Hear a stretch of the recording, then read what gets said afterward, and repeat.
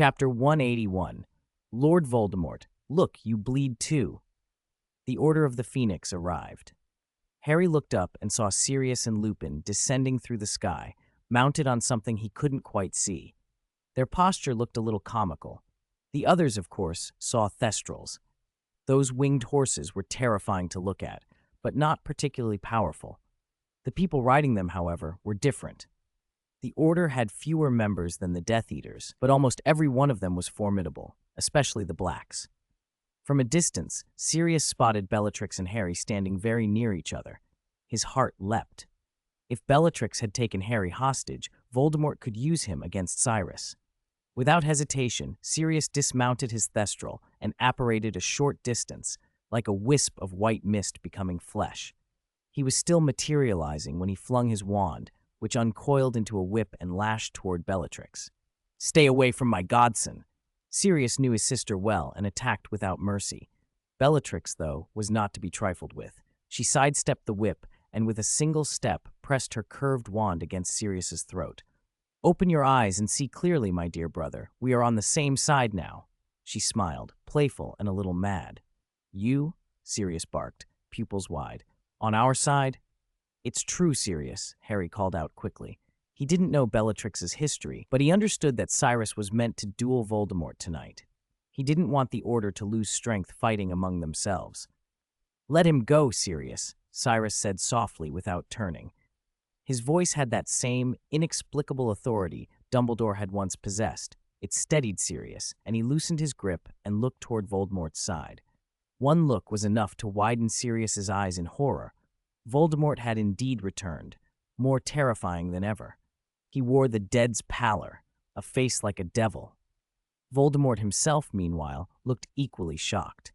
His cat-like pupils tracked Sirius and the others as they descended. He had woken too soon and now found Lord Voldemort fighting alongside the Order. He almost wanted to cut his own throat and return to his coffin for a few more days. "Harry, are you all right?" McGonagall and the others dismounted from their thestrals. The elderly, short-haired witch hurried to Harry and examined him from head to toe, worried over even a single cut. Cyrus's healing spells woven into the fiery shield had already sealed Harry's wounds. He only looked a little roughed up and his clothes were torn. Harry was not one to fake injury over a scratch. "I'm fine," he said, "but Voldemort, if it weren't for him, this demon would not have been resurrected." Harry felt guilty and helpless. "Has Headmaster Dumbledore arrived?" he asked. McGonagall's face clouded. "Dumbledore's been delayed. We've tried to contact him." Lupin's voice, calm and steady, tried to reassure. "Don't worry, Harry. We'll get you back safely." But words felt small in the face of the night's stakes. Harry feared not for himself, but that if Voldemort survived tonight, the wizarding world would face calamity again. "I think." Snape, who had been silent until now, finally spoke. Harry startled. He hadn't realized Snape was even there. Snape had been standing behind Cyrus all along, wand raised like a living corpse's, capable of thought and movement, but strangely numb. The flames around them had died out at some point. The Death Eaters who had followed Cyrus to the ground rose, some with their wands up. Their auras were weak compared to those on the other side.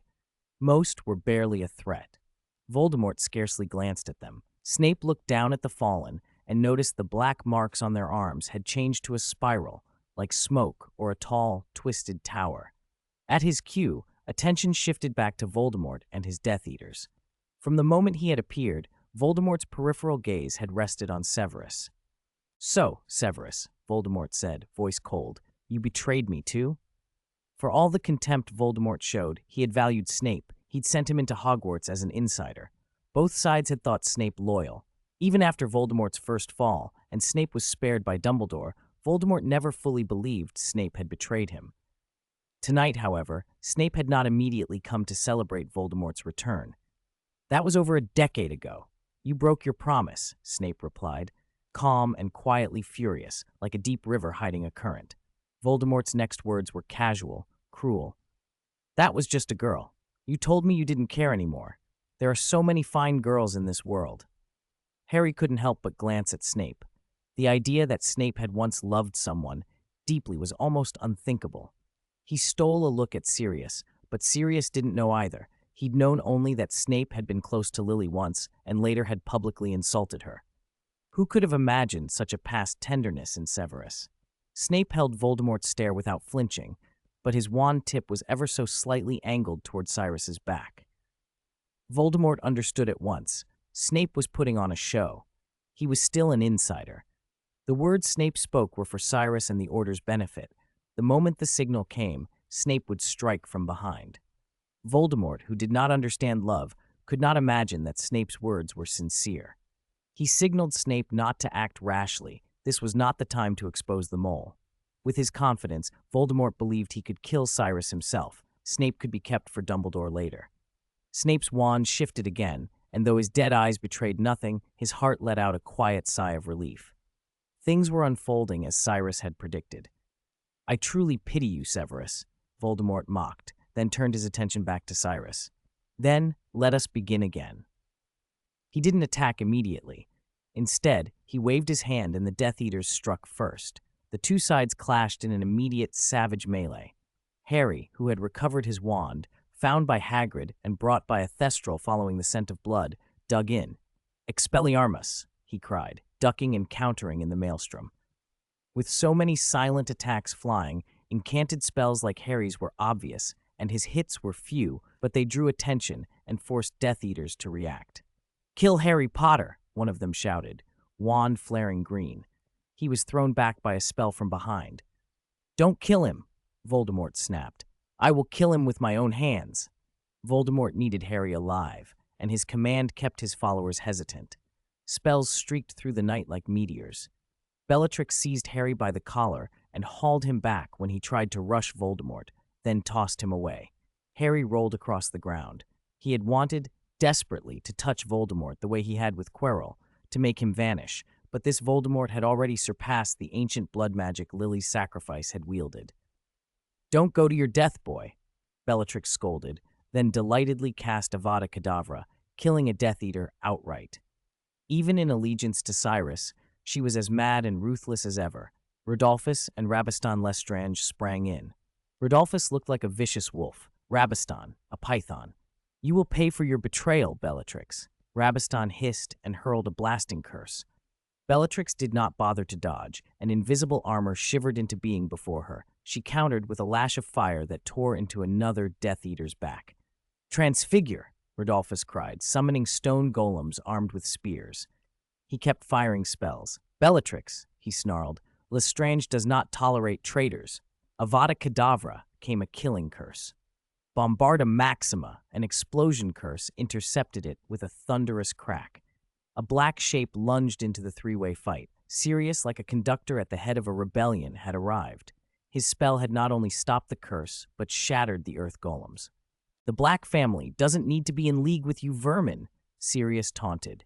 He had long despised his kin, but discovering Regulus's courage and seeing Bellatrix stand with Cyrus made him reconsider the House of Black. There were stars in even the darkest families.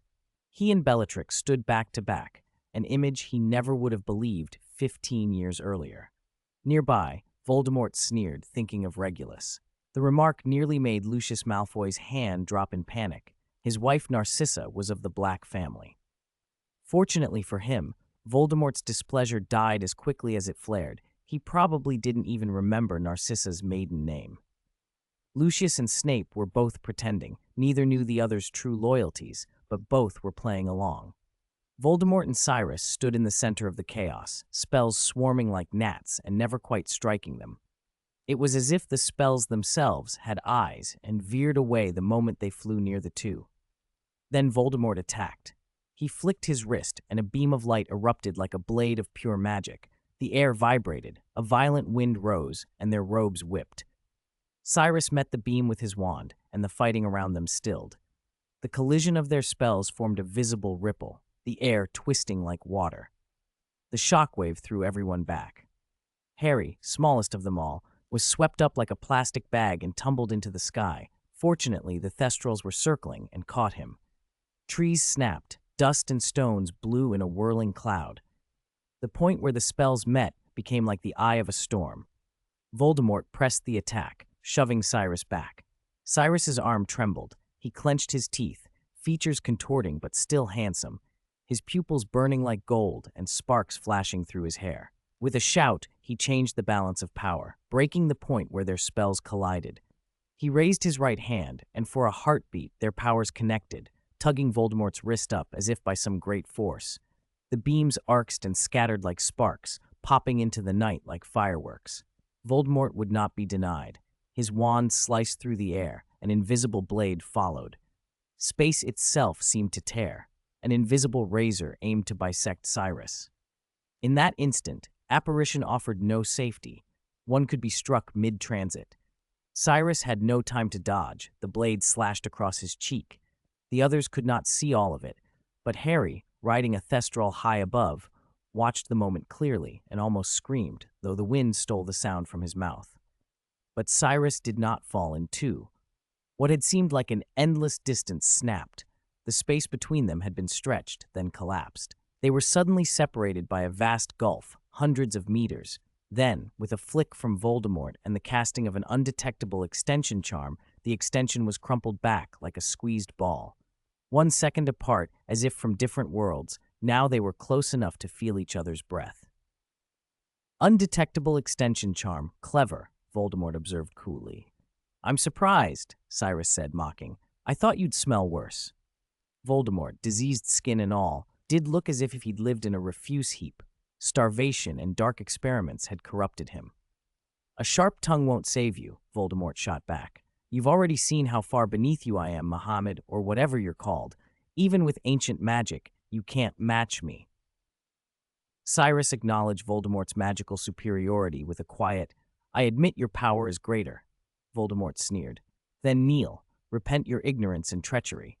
Cyrus did not kneel. He sneered and lifted a brow, his golden pupils meeting Voldemort's gray, death-like eyes. Voldemort felt a sudden, irrational chill and then realized why. Who taught you to stand so close to me? He demanded. What? Voldemort snarled, then felt his wrist jammered by an enormous force. He panicked. A soft sound followed. Expelliarmus. Expelliarmus. Voldemort glanced down at the hand that held his wand. It made no movement. Before he could comprehend, a crisp, sickening snap was audible. His wrist was twisted off, as if it had been pretzelized, bones crushed, gray flesh and putrid blood spilling. Time seemed to freeze. Harry watched from above and knew the image. The hand dangled, a small, pathetic thing like the one Lockhart had left injured years ago. Voldemort's wand clattered free. It had been, effectively, a physical Expelliarmus. Cyrus laughed softly, pitying, I admire you, daring to get this close to me. Since his transformation into a magical creature, Cyrus's physical strength had become astonishing. The intense magical aura in the air faded. Everyone could see Voldemort's disheveled, wounded state. The Death Eaters' faces went pale with desperate fear, except for Barty, who looked mad with zeal.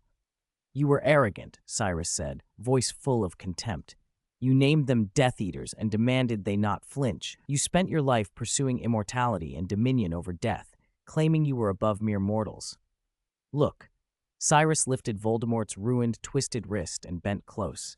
He whispered into Voldemort's ear, loud enough for those nearby to hear. Your blood is red, no different from a muggle's. Voldemort's pupils shrank abruptly.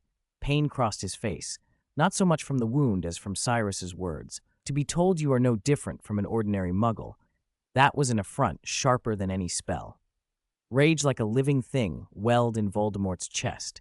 He wanted nothing more than to reduce Cyrus to ash. Lord Voldemort felt a fire burning in his chest, his mouth dry, his throat raw. Cyrus's words were an affront, the worst kind of insult, equating him to a muggle. To Voldemort, the muggle blood in half his veins was an abomination, a stain on noble lineage. That half-blood was filthy, odious, and now Cyrus dared to say he was no different from a muggle. Fury erupted like a volcano. Magic surged from him in a tide, sharp as blades. Scales rose along his wrist, rigid and stinging like reversed blades. Cyrus let go of his wrist. I will make you pay for that, Cyrus. Voldemort snarled, crimson eyes full of killing intent. His words carried venom and spellwork both. When a powerful wizard is enraged, words alone can be laced with magic. Even without a wand, a wizard can unleash devastating power in moments like this, and Voldemort was no exception. The sound of a man trying to intervene broke the taut air. Master! Barty Crouch Jr., lunged forward, but the gaunt Bulstrode pushed him back. "This is a confrontation between kings. Don't interfere, boy." Bulstrode's hair was gray, his frame wasted. Azkaban had been cruel to him. Madness and darkness clung to him beneath the surface. "You idiot," Barty hissed, furious. He had always known Bulstrode was loyal. He had never betrayed Voldemort before. But now the old man seemed to waver because of a pretender's arrival. It made no sense. Bulstrode spoke softly. "You're still too young to understand." His next words stunned Barty into silence. "Actually, the two Dark Lords are the same person, aren't they?" "What nonsense are you talking?" Barty spat. "Nonsense?" Bulstrode drew a slow breath. "I've been a Death Eater longer than you've been alive. I saw the Dark Lord when he was young." He fell into memory. "We weren't yet the Death Eaters then. We had another name, and we gathered around him like knights around a king. We believed in the purity of blood and in his talent. But then he disappeared, and when he came back, he had changed, become far more extreme. The banner of pure blood became a mask for terror. What brought us together, admiration and idealism, turned into fear. How many who followed him at first were cut down by aurors? How many did he himself kill?" Bulstrode's voice was small, but it struck like thunder. "When the leader betrays you, loyalty becomes a joke. It's not that we betrayed Voldemort. He betrayed us." He spoke Voldemort's name with a bluntness that stunned everyone present. In Bulstrode's eyes, there was only one Dark Lord now, not the man before them, but Cyrus. Voldemort's face hardened, but he did not lash out. He had the prudence to put distance between himself and Cyrus as soon as he was freed. "Vulnera sanenter," he intoned. The twisted wrist healed at once. Blood flowed back. Pulverized flesh knit together. Bone set itself. He didn't bother to fetch his fallen wand. Instead, he looked at Bulstrode as if persuading the old man back into his fold mattered more than finishing Cyrus off. That mattered, because Bulstrode's words might plant a seed of betrayal in other Death Eaters' hearts. Voldemort could fight Dumbledore and Cyrus. He hated the thought of being isolated. "I've never changed," he said with a cold, snake-like chuckle. "Magic is power. At first I could not claim absolute power, so I raised the banner of pure blood. But look, save for Dumbledore, who could stand against me, I never abandoned pure blood. I never abandoned you." His voice hardened. Half-bloods might be tolerated, fools made by misbegotten parents, but Muggles and those from the Muggle world have no place by my side. "The pure-blood supremacy you preach is not what I thought it was," Bulstrode replied, shaking his head. "We should have parted ways long ago." Voldemort only sneered. "Strength is everything." Sirius, watching, could not help himself. "You were nearly beaten to death," he mocked, and Voldemort only glanced at him without engaging, then turned his attention to the others and to Cyrus. He gestured to a Death Eater and took the man's wand. To Voldemort, any wand that obeyed was all the same. "I prepared a gift for you," he hissed at Cyrus, smiling like a serpent. Suddenly he produced a half-meter hollow sphere of dark, iron-colored, goblin-forged silver. Inside churned a black and red mist, a thick, poisonous-looking cloud. The sphere pulsed like some evil heart. Just looking at it made Harry dizzy. The stench of negative emotion flooded the air, and wizards who had known Azkaban paled, staggered. "What is that?" Sirius asked, supporting a pale-looking Bella. "An obscurus?" Harry knew instantly. "It's the same thing from Luke Woodcastle." He grasped a Thestral's bony spur, hanging beneath the creature, frozen by what it meant. He had seen how dangerous that power was when Voldemort had once used a goblin body and absorbed it. Dumbledore and Cyrus had had to destroy the body together. If Voldemort could absorb that sealed malice again, his power would leap. Cyrus had only managed to turn the tide earlier through knowledge and timing. If Voldemort fed on that relic now, the gulf would widen dangerously. Cyrus's eyes narrowed. He cast a spell. Voldemort swatted it aside with a pale hand, and Cyrus condensed into a white mist racing toward him. But Cyrus was a beat too late. The sphere activated. The goblin's silver shattered with a crisp crack. The sealed magic leapt out like a river turned upside down, rushing into Voldemort, into his eyes, ears, nose, chest. The force lifted him off the ground and knocked even Cyrus, mid-flight, off balance. The tide of raw, ancient magic threw Cyrus into the air, where he took Thunderbird form, thunderclouds spreading like a black storm. "This power!" Voldemort closed his eyes, savoring the ancient magic as it merged with his own. He strengthened. This was only a fraction of the power Charles Luke Wood had sealed as an experiment to test Morgana's magics. Morgana's own power promised to be terrifying. "First, I'll kill you, Cyrus," Voldemort bellowed, and the sky answered. Black clouds bloomed, crackling with golden lightning and rolling fire. Lightning struck the earth, turning the ground into a field of thunder. Rocks split, and the very ground quaked. Thestrals twisted to avoid bolts as the Death Eaters fled, apparating to a safer distance to watch. Voldemort waved, and a tide of blood-like magic rose from him, coiling into a vast reddish-black serpent that struck down dragons of lightning and fire, driving them to the scorched ground.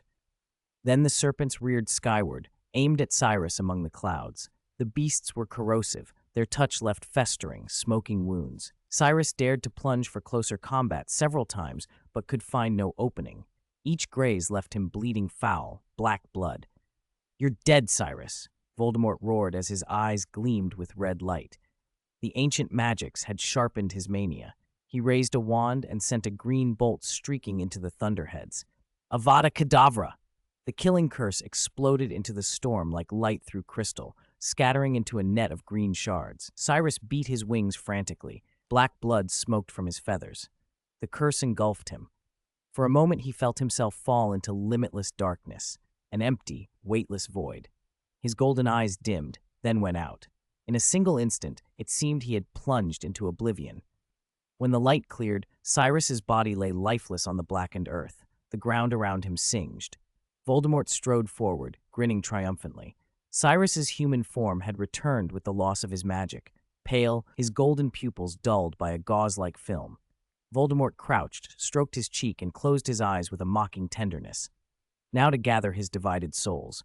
He had planned this, the resurrection stone, the rituals. He waited, palms cupped over an image of his fragmented soul, feeling the heat build, then nothing returned. He frowned and looked down. Cyrus's eyes were open, clear as polished gold. "You're not dead?" Voldemort snapped, incredulous. The earlier blows had left an echo of unease in him. He backed away, instincts telling him to create distance. Cyrus was faster. He seized Voldemort's arm. "What made you think you could kill me?" Cyrus asked coldly. His heart was the Philosopher's Stone, and he bore the Resurrection Stone. Immortality and invulnerability Voldemort craved were within Cyrus's grasp. "Stop your games.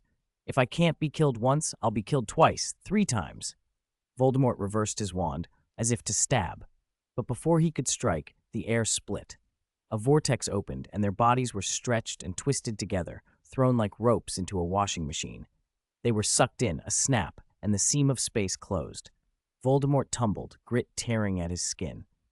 When he opened his eyes, he lay in a vast underground cavern, dim but visible. He staggered to his feet and froze as if petrified. Not far away, supported by rock above and below, pulsed a colossal object, hundreds of times the size of the goblin sphere he had just broken. It glowed a crimson, ominous light, like the heart and veins of the earth itself. It was Morgana's legacy, a monstrous reservoir of sealed magic, its consciousness coiled like a dragon embryo within goblin-made silver. And beneath that terrible core, a familiar silhouette stood. Cyrus pulled his gaze from the embryo and looked at Voldemort. He wore a damaged Ravenclaw diadem on his head, silver and tarnished, and held a crystal-studded wand. A golden goblet sat on the stone before him. Voldemort's face flickered with confusion. Cyrus smiled coldly. "Have you ever heard Hogwarts' motto?" He tapped the seal. With a click, the bond broke. A waterfall of ancient magic poured down, engulfing Cyrus, but then, impossibly, it reversed into a vortex and siphoned into the small golden goblet at his feet. 2 of Voldemort's soul fragments had become vessels of immense negative emotion. The magic itself flooded into Cyrus's body. The damaged diadem and goblet lay scarred on the stone. In the dimness, Cyrus's eyes shone crimson gold, imperial and terrifying. He lifted his head, his voice like metal. Draco dormiens nunquam titilandus. 183. He is calling his followers. End of this volume. Cyrus walked up to Lord Voldemort. Voldemort lay on the ground as if asleep, but a closer look revealed no breath and a body as cold as stone, a corpse. Cyrus himself was uninjured, but the special wand in his hand was riddled with cracks. The blue crystal looked like tempered glass smashed by a hammer, clearly unusable. The Elder Wand he had acquired not long before was similarly fissured, as though another spark of magic would finish it off and reduce it to dust. A few minutes earlier, Cyrus had broken the seal beneath Hogwarts and awakened the long-dormant magical embryo that had taken on a dragon-like form. The power had gained consciousness, and the moment it was roused, it spread black, death-like wings and spewed dark flame into the air. Voldemort's mind still echoed with the question Cyrus had thrown at him. Hogwarts' motto? He had long forgotten such a triviality. But seeing the awakened dragon at last made him understand what those words had meant. It was already too late. The magic dragon poured down like a tide of darkness and engulfed Cyrus. He stood within it, arms outstretched as though accepting a baptism of black blood. Under the onslaught, the silver Ravenclaw diadem on his head and the golden goblet in front of him began to corrode, aged in an instant. Decay crawled over them until they looked grotesquely rusted and pitted. The diadem had turned a rust red. Its filigree was obscured as if a light touch would crumble it to powder. The goblet was full of holes, degraded to something worse than a roadside dog's bowl. From those two objects, now practically refuse, two high, keening screams began to echo. As the Horcruxes collapsed under the dark magic, the two soul fragments bound within them reached their limit. They broke free, took shape as two jet-black snakes with half-human faces, and darted out. Cyrus merely flipped his palm, trapping the creatures there. He swallowed the soul fragments. The great dark power surged into him and flowed through his veins. In the cavern, the dragon shadow contracted, folding like a tailed beast sealed within a jinchuriki, merging entirely with Cyrus. The ruined diadem and goblet finally crumbled into lifeless husks and fell away, dead bones along Cyrus's path to kingship. Cyrus opened his eyes. They were not the blood red of Voldemort or of Lanloke. Instead, they burned a noble, fierce gold. The whites of his eyes had not blackened. His expression was calm, not deranged. "You dare use my souls as vessels for that darkness," Voldemort seethed. He had seen what Cyrus had done, and fury answered fury. Those souls in the Horcruxes mattered to him, and Cyrus had destroyed two Horcruxes and then used their fragments to absorb the side effects of the dark magic. It was an insult he could not abide. Cyrus felt little for Voldemort's outrage. He felt the magic move through him, vast, like an ocean passing through his very marrow. It was considerable, but not limitless. Morgana's remnant was immense compared to ordinary wizards, though dwarfed by the reserves of people like Voldemort or Dumbledore. Still, without Cyrus to contain and direct it, that living ball of power would have been no match for Voldemort. Even a Screed who could command an Obscurus would be, at best, only a slightly stronger witch in Dumbledore's hands. But with Cyrus absorbing it, the combined forces, his talent and the ancestral darkness, stacked on top of one another. There was loss, yes, but enough remained to erase decades of difference. Cyrus now stood on a level with Voldemort. Perhaps only Dumbledore, wielding the Elder Wand, could hope to contend. Cyrus chuckled and raised his wand. "Now tell me who's stronger." He sneered, and without waiting for an answer, he struck. Even a casual blow from him now carried a force entirely unlike before. The spell erupted with the weight of a cannon blast, shaking dust from the floor. That after effect alone made the ground tremble, not to mention the spell itself, which cut like a sunquake. The magic shot forward, stretched into an oval of sheer force. Boom! Voldemort swept his arm and detonated the curse midair. The shock rolled through the cavern, shivering the rock. Stalactites cracked and fell like a rain of knives. Boulders split. The attack rolled on. Cyrus's magic came without pause, relentless as Voldemort's had been an hour before. Suddenly the roles were reversed, and Voldemort was on the back foot. Voldemort was, however, Voldemort. He opened his snake-like mouth and vomited blood-red fiendfire. The living flames took the shapes of ravenous beasts and charged. Cyrus raised his wand in a graceful arc and ignited a different fire beneath his feet, black-red, roiling flame. "Inferno," he intoned. It was like hell's own fire, boiling and molten. This was a spell Cyrus had devised, and for the first time it burned bright. The Inferno consumed Voldemort's fiendfire like dry tinder. As the flames burned, shadowy figures rose from the fire, skeletal shapes crawling through the heat, ghosts returning from hell to claim Voldemort's life. They staggered forward, emerging in ever greater numbers. For a heartbeat, Voldemort froze as he faced familiar faces made grotesque in ash: James and Lily Potter, whom he had murdered 12 years earlier; Tom Riddle Sr., killed by his own hand decades past; members of the Gaunt family, along with many others whose faces he couldn't immediately place, victims scattered through his long trail of violence. Would the dead frighten him? No. Voldemort struck ruthlessly. Every curse that hit one of those corpses detonated, and the flashes of those explosions swept across the cavern like a storm. "Playing with Inferi in front of me, you're still far from it," Voldemort sneered. Cyrus shook his head. "Those aren't Inferi. Those are your sins. There's only one thing you should do: kneel and repent to them." Voldemort had no time for repentance. He plunged his wand into the hard earth and slammed a counterspell. Stunning spell!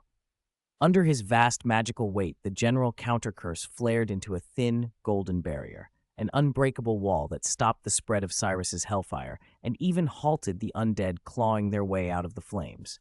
The stunning spell could break the magic of many other spells. If the caster was strong enough, most magic short of the unforgivable curses could be stilled. Cyrus stepped forward. "Avada Kedavra! Avada Kedavra!" Voldemort answered. Two killing curses collided. Death's aura poured outward, a gray-green mist that rippled like waves. Voldemort's killing intent roared. The green light burst forth as if a floodgate had been opened. Crack! The sound was faint and dreadful. Cyrus's wand broke under the strain, splintering with a final, terrible snap. Yet no one stopped. Cyrus gripped the ruined wand, lifted his chin. Wind tossed his hair back from his forehead as he walked toward Voldemort. The force of those spells even triggered Hogwarts' defenses above ground. A transparent ward expanded over the castle, making the students and remaining professors tremble with fear. Many pupils had been gathered in the Great Hall and had little idea of what had transpired, but those present felt the tremor of a battle that shook the very foundation of their home. In the headmaster's office, the empty fireplace flamed green, and from it stepped a tall, spare man with a solemn face, a long beard, half-moon spectacles, and a nose that looked as if it had been broken more than once. The portraits on the wall seemed to have waited for him. Fitzgerald, watching Dumbledore arrive, said anxious and bluntly, "They're under Hogwarts. The seal we put in place has been broken. I'm afraid." "I know," Dumbledore said. He hoped against hope it wasn't Voldemort who had broken the seal. If it was, none could be sure of restraining him. He stretched out a hand. A phoenix burst into a ball of flame that wrapped around Dumbledore, and he disappeared within the fire. When Dumbledore arrived in the cavern with the phoenix, Voldemort was but a cold corpse. Cyrus stood beside him, the shattered wand in his hand, as if in mourning. The cave itself was collapsing. Huge rocks cascaded down, but Cyrus had conjured massive spiral towers of stone to prop the vaults and prevent Hogwarts from sinking entirely. The phoenix circled once, then flew to perch on Cyrus's shoulder. Dumbledore crossed the cracked bridge quickly and stood beside him. "It really is you," Dumbledore said softly, relief threading his voice. "Did you kill him?" "You know Voldemort cannot truly be killed," Cyrus replied without turning. "At least he's been reduced to that pitiful state again," Dumbledore murmured. "He fought so hard to regain a body, and you have destroyed it." Cyrus didn't answer at first. He spoke of something else. "I have inherited the power sealed by the Guardians." His golden eyes fixed on Dumbledore, testing. "Do you regret letting me face the trial, Albus?" One Dark Lord had been broken, but another, stronger, had risen. Morgana's lingering dark power had combined with Cyrus's talent. Even Voldemort had found himself outmatched. "This was never about my legacy," Dumbledore said. "If the Guardians deemed you worthy, what right had I to stop it? Fitzgerald has always said that light and dark balance each other. I trust you will not become a slave to power. So far, the evidence is in your favor." "Perhaps." Cyrus turned the broken wand over in his hand, then left. As he moved away, Dumbledore raised an eyebrow. "In a hurry?" he asked. "I think someone might want you to stay at Hogwarts. After everything that's happened, we need a feast to celebrate." "It's not victory yet, Albus," Cyrus said, then hesitated as thoughts of Ginny crossed his mind. "I will attend the feast." Day was breaking. After that night, Voldemort and the Death Eaters had vanished. Harry and the others returned to the battlefield. What had once been a jungle was now a charred wasteland, scorched and flattened by the apocalypse of spells. "Where's Mr. Cyrus?" Harry asked, looking around with worry. Voldemort and Cyrus had disappeared at the same time. The Death Eaters had retreated as though they'd been called back, and Cyrus had fallen silent. "Could it be?" McGonagall began, her face drained. She had made the worst assumption already. "Shut up, old hag!" Bella spat, cutting her off. She rolled up her sleeve to show the spiral brand on the inside of her arm and smiled fiercely. "Look, he's summoning us. He's calling his followers." Ancient Magic Arc concluded. Nurmengard glittered in bright sunlight, a cool breeze running through the empty courtyards. It was hard to imagine that this place had once been strewn with bones.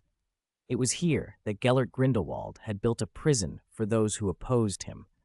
And now the only prisoner left inside was himself.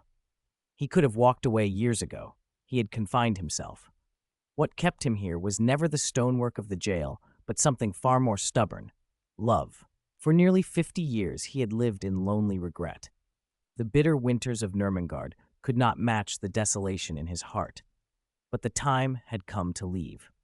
Grindelwald's ice-blue eyes gleamed. He seemed to look through the present into the future, or at least into the next step before him. Mood lightened his face. A long-forgotten smile creased his wrinkled skin. Vita Rosier had been waiting. The new head of Durmstrang stood at the prison entrance, 2 guards unconscious at her feet. "You do look in good spirits," Vita said. She wore a black military-style trench coat and a lady's suit beneath, a black hat and veil perched on her head as if in mourning. Time had touched her face, but she did not look spent. Standing still, she seemed newly unfurled rather than withered. "One cannot live forever in pain," Grindelwald said softly, his gaze drifting to the 2 men beside Vita. "You didn't kill them, did you?" Vita shook her head. Time had not made her merciful, but it had altered the wizard before her. They were no longer the firebrands they had been half a century ago. "That's good," Grindelwald murmured. "Modify their memories, then destroy this place. We no longer need a prison to hold resistors. The times are a torrent. No one can stop it." "They'll know you've gone," Vita said, hesitation in her voice. Her only real worry was Albus Dumbledore. Grindelwald's thoughts flashed to torn sheets and unanswered letters. His eyes flickered, and he said slowly, "Then tell them this. Gellert Grindelwald is dead." Vita's surprise was plain. "Do you think he will believe it? Will he mourn for you?" Grindelwald's tone carried a thread of sorrow, though he did not expect an answer. He leaned against the cold wall, then stepped out of the low cell into the sunlight. For a moment his silhouette blurred. In the sunshine he looked like a dark, fading shadow. Yet today felt like a beginning. Vita followed him quickly.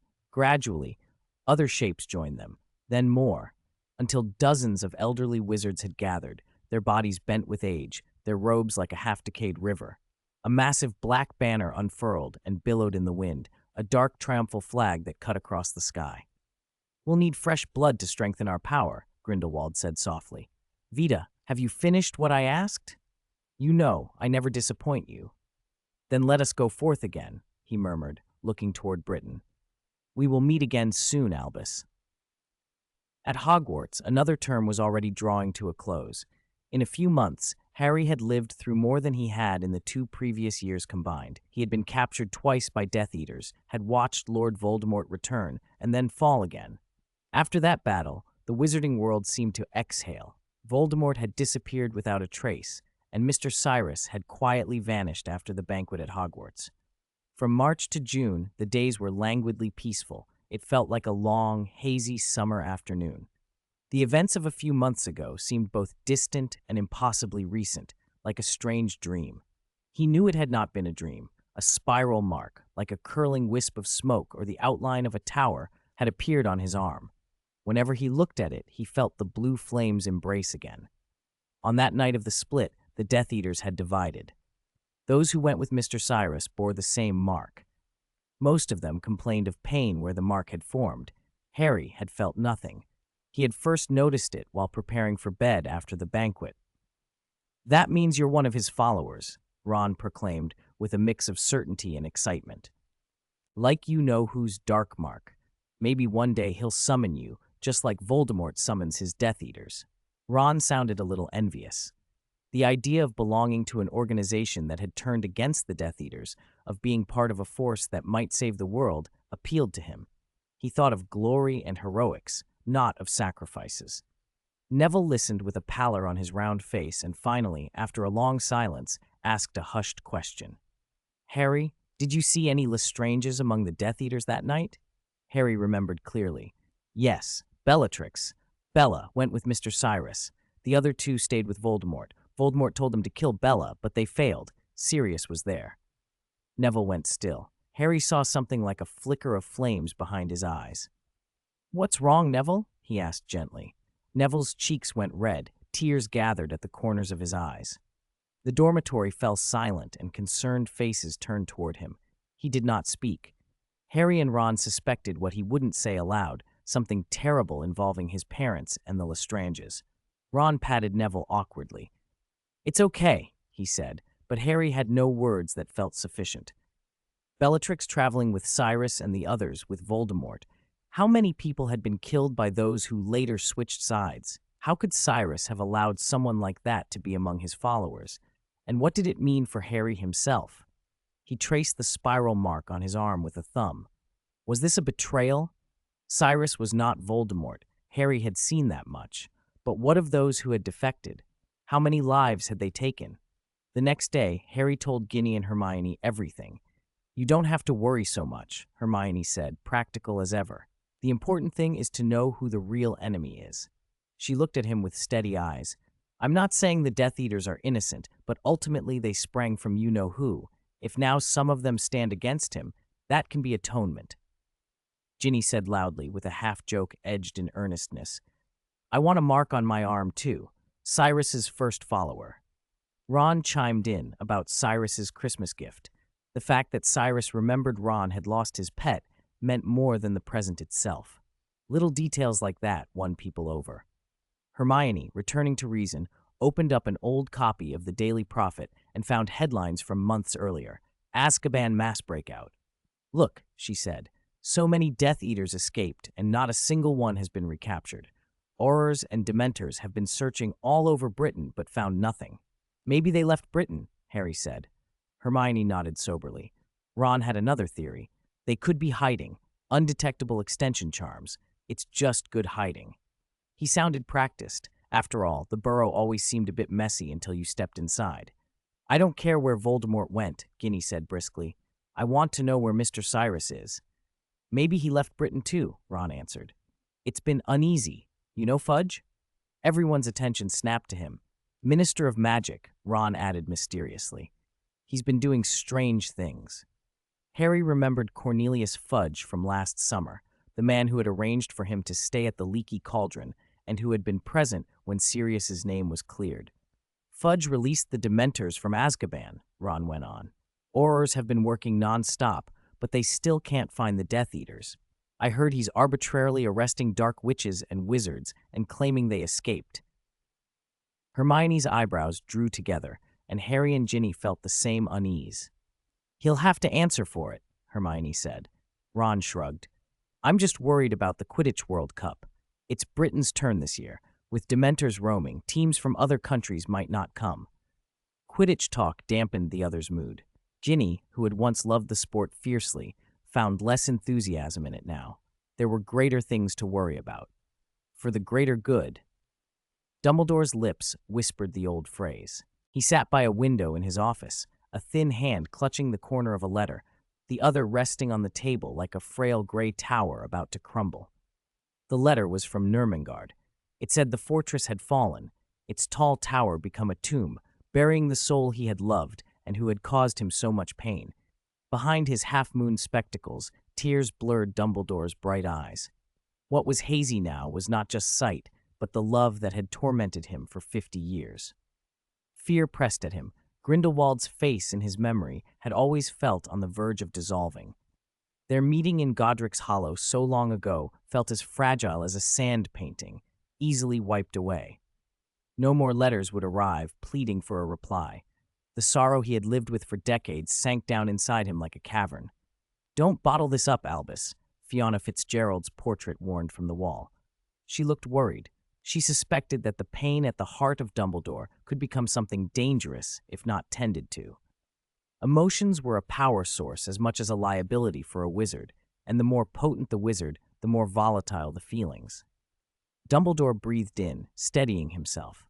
He had always been a rational man. Ever since his mistake in youth, when love had led him to an irreversible path, he had disciplined himself against being swept away. He would not be swept now. Still, his voice softened when he brought the subject around. "More worrying than this," he said, "is Cyrus. Since the banquet there has been no word of him. I asked Ollivander, no new wands sold to unfamiliar faces."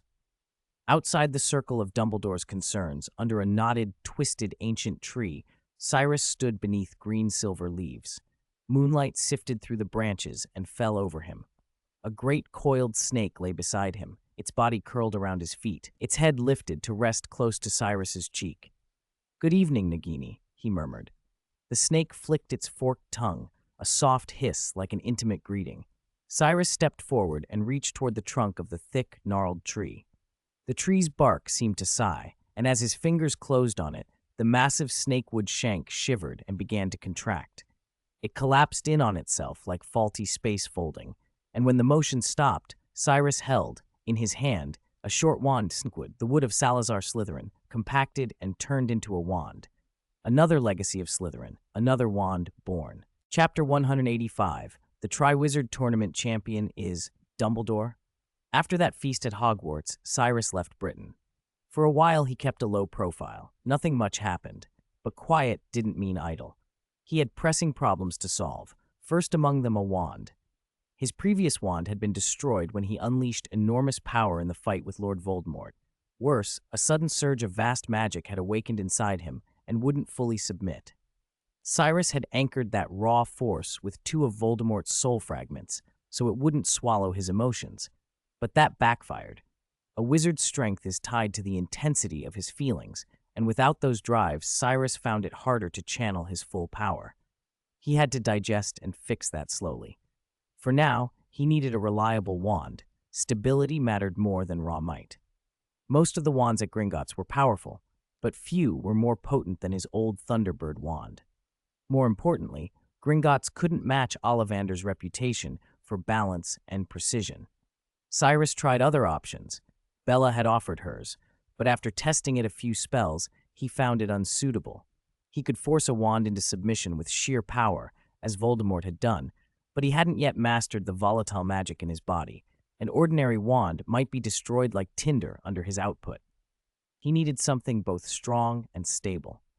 Beyond Dumbledore's Elder Wand, one relic rose immediately to his mind, Slytherin's Snakewood Wand.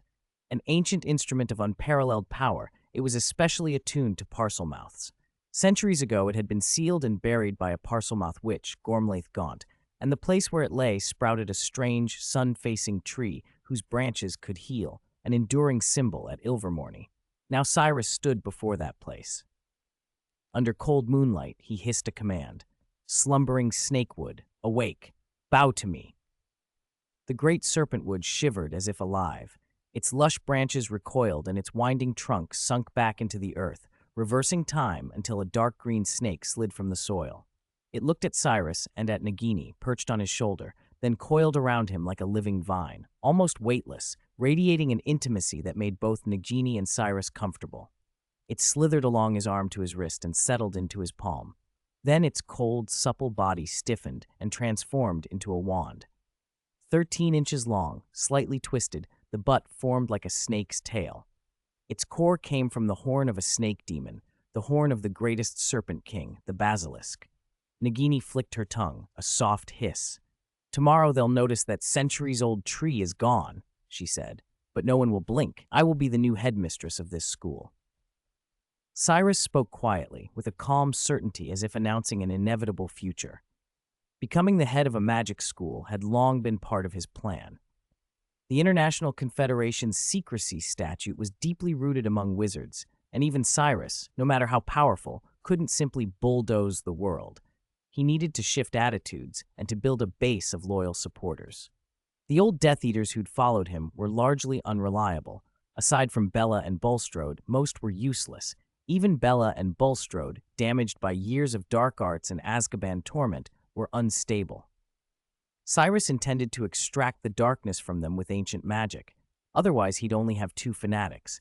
He needed new blood, fresh minds to spread his ideas, and the easiest to sway were the young. A woman in a black dress approached.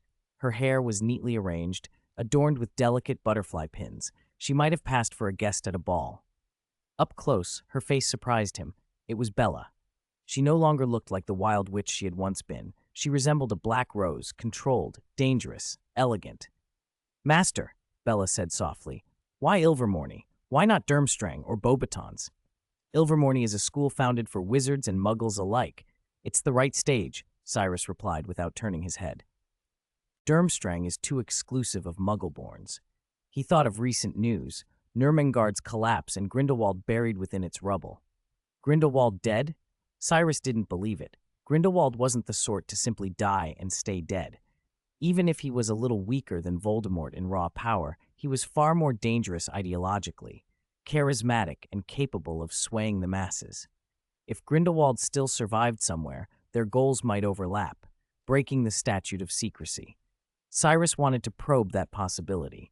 "Have you finished what I asked?" he asked. "Yes, Bulstrode and I have infiltrated Makusa." Bella nodded. Since the battle with Voldemort, Cyrus had been laying groundwork. She and Bulstrode had altered appearances and embedded themselves in the American wizarding government. Both now held important positions. Others, men like Nott, were using influence and wealth to fund speeches and campaigns under Cyrus's name. Openly calling to break the statute was illegal. Grindelwald's method had been to inflame conflict between wizards and muggles and ride youthful passion. Cyrus, however, didn't want war. He wanted a change in perception. "You took Slytherin's relic," Bella observed. "To be precise, I reclaimed it," Cyrus said with quiet pride. The snakewood was Slytherin's, bound to Parselmouth's, and a part of Slytherin's line resided in his soul. Taking the inheritance felt justified. Nagini rubbed her head against his palm as Bella watched him in the moonlight. "After the Quidditch World Cup," Cyrus said suddenly, "Hogwarts, Durmstrang, and Beauxbatons will relaunch the Triwizard Tournament." Bella blinked. The Triwizard was an ancient contest between the great schools. Centuries ago, it was abandoned after fatalities piled up. Why Dumbledore wanted to restart it, she didn't know, but if Cyrus mentioned it, he had a purpose. "You're thinking of entering Ilvermorny's team?" she asked. "This is the perfect stage," Cyrus said. Bella frowned. "I don't see how a student tournament helps us. It's childish. Dragons and tasks. Winning grants only a title, maybe some fame for a student, nothing more." Cyrus smiled. "True, dragons are nothing to a real wizard, but what if the champion is Albus Percival Wulfric Brian Dumbledore?" Bella's eyes widened. "You mean, make Dumbledore the champion? Why not? Does Dumbledore not deserve the honor?" Of course he did. Even the formerly unhinged Bella had no doubt about Dumbledore's strength.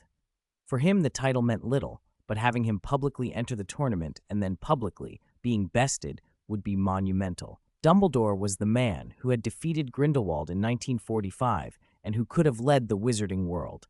If Cyrus could defeat Dumbledore in front of the whole community, Cyrus would become the obvious candidate to take the Confederation's leadership. That kind of spectacle would win followers. Behind a towering power, legions would gather. Bella's excitement lit her face. "Defeat Dumbledore, and you make thousands of wizards want to follow you," she breathed. She believed in Cyrus's victory. Cyrus was more cautious. If the tournament turned into a showdown between Dumbledore and, say, Grindelwald, things would get complicated. One-on-one, Grindelwald, having lost the Elder Wand, couldn't match Cyrus. Dumbledore, with the Elder Wand, might be able to stand toe-to-toe with him. But 2-on-1? Cyrus wasn't confident about that. 186. I want glory to bow down to me. Early morning. The ancient mountains echoed and mist threaded through the dense, dark forest, turning Mount Greylock into something out of a dream. The great marble towers of Ilvermorny appeared and vanished in the fog like an apparition. Unusually, the school was eerily quiet. It was not a holiday, but classes had been canceled. Students in blue and cranberry robes lined the open-air balconies of the circular hall, faces drawn and fearful, staring outward without daring to speak. Outside the castle stood the four deans and Principal Boot, flanked by an old goblin. Anger and astonishment warred on their faces. For 300 years, an ancient snake-wood wand had stood at Ilvermorny's entrance. Overnight, it had vanished.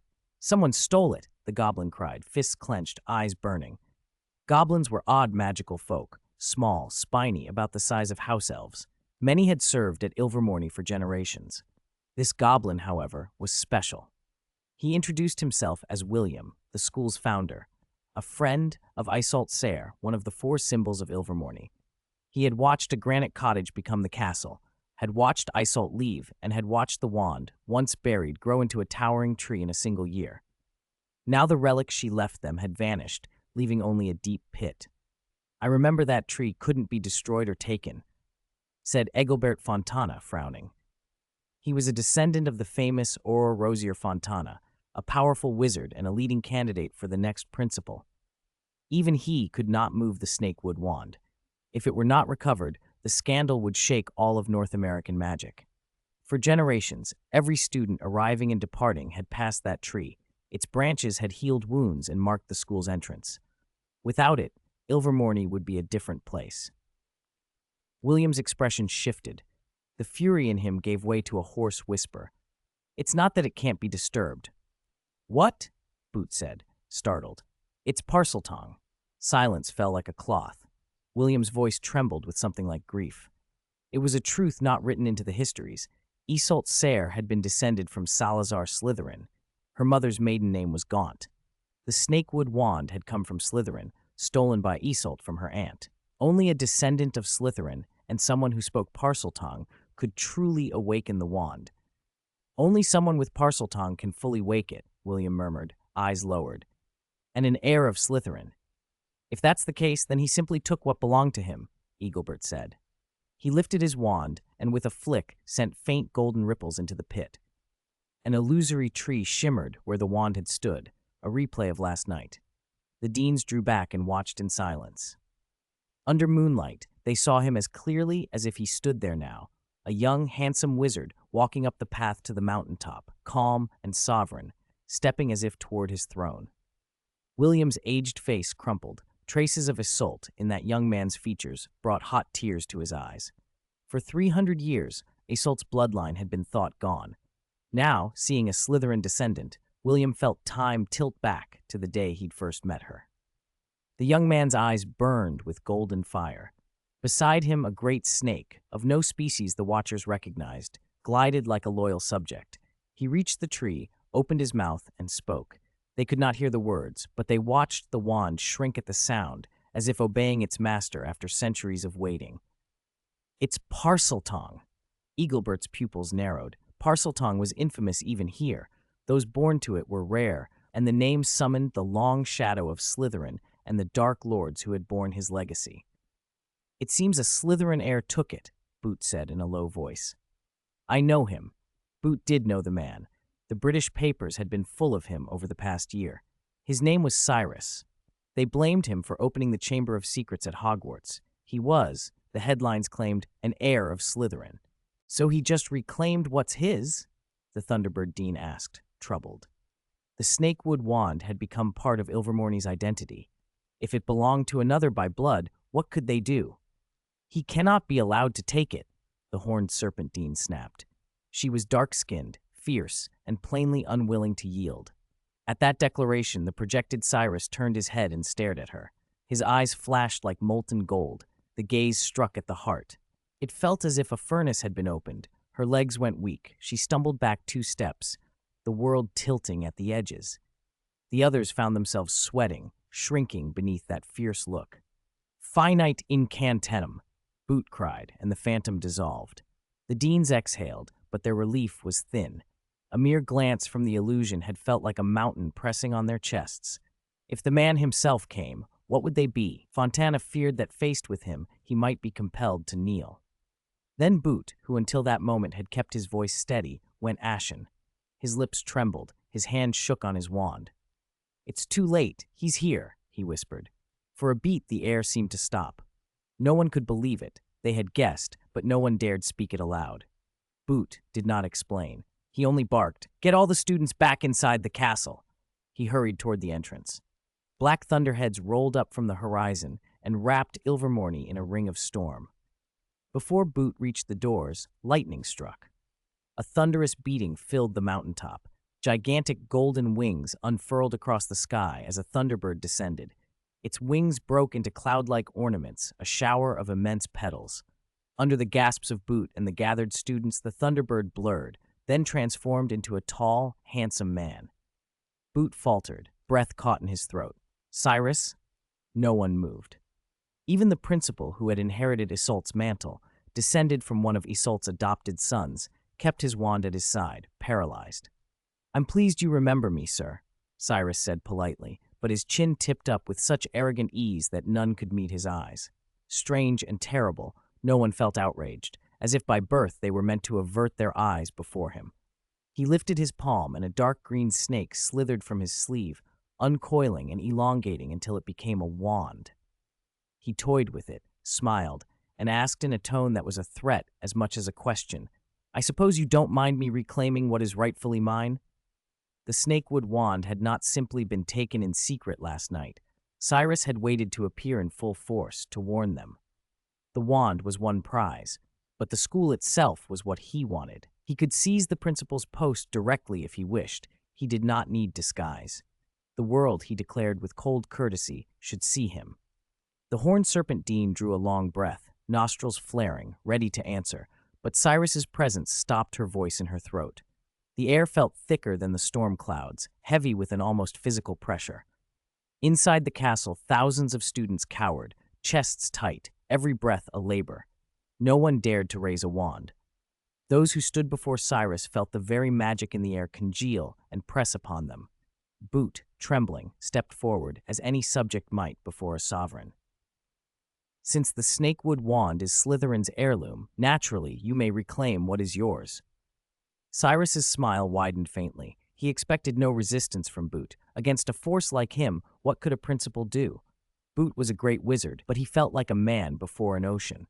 Perhaps only someone like Dumbledore could stand. Hoping that Cyrus would take the wand and depart, Boot said nothing more. Cyrus toyed with the wand and then, with casual arrogance, added, "Isolt Sayre was descended from Slytherin. If that is so, then it seems perfectly reasonable that I, who share Slytherin blood, should become principal of Ilvermorny. Don't you agree?" His words exploded across the mountaintop. No one had expected this. The professors' faces blazed with indignation. Even the students pressed their hands to their mouths in humiliation and fury, aching to raise their wands and fight. "This is impossible," the horned serpent dean roared, eyes dark as storm. She drew her wand, ready to meet death if need be. Fontana followed suit.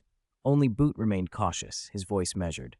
"To become Ilvermorny's principal, you must not only be appointed, more importantly, the castle itself must accept you." "Is that so?" Cyrus raised an eyebrow and, to everyone's disbelief, lifted the serpent wand high. A beastly cry rolled through the circular hall. A Pukwudgie statue, more noble and fierce than a lion, leapt from the stonework.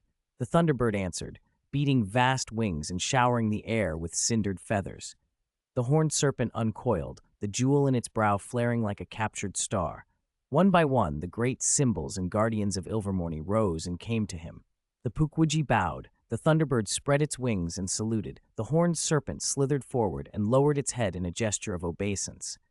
At that moment, all of Ilvermorny bowed to Cyrus. Glory, stone, feather, and scale bent its neck before him. All glory bowed before Cyrus. Ilvermorny's elderly principal stood stunned. The other professors and the students watched like people trapped in an unbreakable dream. The 4 guardian statues that stood throughout the castle normally only stirred for the sorting, at most emitting a cold call or a glow from the gem in their foreheads. They had never, in 300 years, left their pedestals. Now they had stepped down and bowed their proud heads to the golden-haired wizard who stood at the center of the hall. Even the school itself seemed to bend before him. He has the founder's bloodline, a snakewood wand, and even the 4 house guardians submit to him. "He can turn into a thunderbird himself," murmured a student, speaking what everyone was thinking. "I can't imagine any reason not to let him be principal." The only real objection any of them might have had That Cyrus was unknown to the school community, a sudden outsider, fell flat when Boot yielded. Boot was a descendant of the two children Isolde had adopted, and the arrival of the true heir made his conscience refuse to cling to power. He understood what unchecked magic could do. He had seen what a powerful wizard could ruin. Voldemort had nearly toppled Britain, and that was with Dumbledore alive. Better to exceed than risk the school's safety. "I believe you are fully capable of serving as principal, sir," Boot said. "The school recognizes you, and I believe the professors and students will, too." "Principal," Fontana called out anxiously, not out of personal ambition, but fear for the children. Rumors from Britain painted Cyrus as dangerous. Boot raised a hand to silence him. Cyrus's voice was soft when he replied, "Thank you for your understanding, Mr. Boot." Boot's confident facade wavered for a moment, then he stiffened, every hair on end as if about to pounce. "However, I will insist on conditions. I would rather die than hand the school over without guarantees." He fixed Cyrus with a glare full of old anger and old loyalty. Cyrus did not flinch. Why would he bow to the threats of an ant? "I want you to guarantee that the school will remain as it has always been, that every student will receive the education they've always had." "Of course," Cyrus nodded, "and you must guarantee that you will not harm any student." "Of course." Cyrus nodded again. Then he added, "I think you misunderstand me, Mr. Boot. I am not here to destroy Ilvermorny. I am here to lead it, and to lead its students to brilliance and honor." Glory mattered to Slytherins and to many others. Reputation, conquest, learning, loyalty, many things could be called glory. "If you prefer, we can make an unbreakable vow," Cyrus offered. Boot waved it off. "I trust you, sir." Relief washed over him. The burden lifted. "Remember, this is responsibility, not power. Then I shall take my leave." Boot had intended to retire immediately. Cyrus stopped him. "Why rush, Mr. Boot? My experience in education has been one-on-one tutoring. Stay on and help. I will reserve the vice principal position for you." Cyrus knew he lacked classroom experience. Neither Bella nor the others were natural teachers. Keeping the current professors would steady the students and keep important influential figures in the North American magical community close. It suited Boot, who was relieved to remain at the school. The other deans had opinions, but said nothing. The decision was done. Principal Boot had yielded. The school and its guardians had accepted Cyrus, and opposing it now would change nothing. Cyrus did not enact wild reforms. For the first few days, almost nothing about Ilvermorny changed, except for one remarkable moment Engelbert would never forget. On the morning of the third day after Cyrus took over, he assembled every student. Thousands filled the circular great hall beneath the watchful gaze of the four statues. Cyrus stood in the very center beneath the octagonal Gordian knot, the snakewood wand held in his hand like a staff at the world's center. In the days since, students had seen him everywhere, wanding through corridors, passing between dormitories, glimpsed in the shadows of the lavatories, and those who had come close found themselves disarmed of will. No one dared draw their wand before him, and Cyrus made no show of punishing them. Now the students stood breathless on the high, empty balconies, small and reverent as if worshipping a god. Cyrus looked up at them. "Good morning," he said, his golden eyes sweeping the crowd. "Most of you know me. Cyrus, your new principal." He did not waste words. "I don't much care for idle talk. Today I'll take a little of your time to announce one thing." He held their attention. None wanted to hear about pages of new rules. They feared other changes. Instead, Cyrus announced, loud and clear, "In a few months, I will select champions to accompany me to Britain, to Hogwarts, to take part in a champion selection competition." The hall exploded into murmurs. Students exchanged confused, excited glances. Fontana, who had heard rumors that Dumbledore intended to revive the Triwizard Tournament, stepped forward in voice and memory. "You mean the Triwizard Tournament?" he asked. "Yes," Cyrus nodded. To many, especially Fontana, the idea was an academic opportunity, an exchange with the world's best wizarding schools. The Triwizard Tournament was older than Ilvermorny. Its revival could bring prestige, honor, and the chance for fame to any who won. There were other reasons, too, reasons Fontana would later learn. "This is also at the behest of Makusa," Cyrus told the gathered professors in a circular meeting afterward. "You've heard of Grindelwald's death in the collapse of Nurmengard, yes?" That was Cyrus's outward excuse. In truth, he had maneuvered to expand international attention on the tournament. He wanted to defeat Dumbledore in the world's eye and make his arrival undeniable. Of course they recovered his body, someone said. Do you truly believe that was Grindelwald? Cyrus asked, a small smile on his lips. He found the world's credulity amusing. If Bella at Makusa had not reminded officials to consider it, no one would have thought to question the corpse. You mean, Boot began. Polyjuice potion, Cyrus supplied. Heads turned, realization spread. Not long ago Durmstrang appointed a new principal, Vinda Rosier, he said. Old Boot's face tightened. If Grindelwald were alive, he might accompany Durmstrang's delegation to Hogwarts. He could harbor revenge against Dumbledore. Yale Pickery, descended from Seraphina Pickery, shuddered at the thought. Dumbledore and Grindelwald, two of the most powerful wizards in the world. If they meet, it could be disastrous. Her voice trembled. Cyrus smiled and corrected her. Not 2, 3. Before anyone could work out what he meant, a cold, sharp voice cut in from the darkness. Actually, 4. Barty Crouch Jr. stood surrounded by dozens of figures, his snake-like eyes lit, but it would be more accurate to call him Lord Voldemort. Since that conflict had ended, Voldemort's soul had once more detached and found refuge in the body of the loyal Barty Crouch Jr. He had not stayed in Britain. Instead, he had moved to France. There, his plan unfolded with ruthless efficiency. In 3 days, they occupied the French Ministry of Magic. Some officials were bent by Imperius. Other Death Eaters altered appearances and infiltrated from within. The peculiar principle of Beauxbatons had been removed. It helped that Voldemort had seen through Madame Maxime's secret and had a friend well suited to that knowledge. Still, the victory did not cheer him. Voldemort faced one crippling problem. He had lost the means of resurrection. The Horcrux ritual demanded blood, flesh, and bone.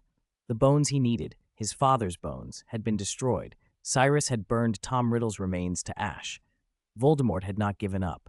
He had conceived a different, riskier ritual that, if it worked, might return him not only to full strength, but stronger than ever. I warn you, he hissed to the gathered. Until I return, everything will be arranged by Barty. Do not disappoint me again. 188. So, let's get an Avada Kedavra Gatling. Resurrection was not Lord Voldemort's only goal. He had to think about what would happen afterward. Cyrus alone was already a massive obstacle, and with Dumbledore in the way, Voldemort knew that if his power could not be increased, even resurrection would only delay his death. He could not count on the slim hope that Dumbledore and Cyrus would turn on each other. Leaving aside France's Ministry of Magic, the change of head at Ilvermorny in North America had caused surprisingly little fuss. Cyrus had expected Makusa to intervene, but the reality exceeded his expectations. It wasn't entirely inexplicable.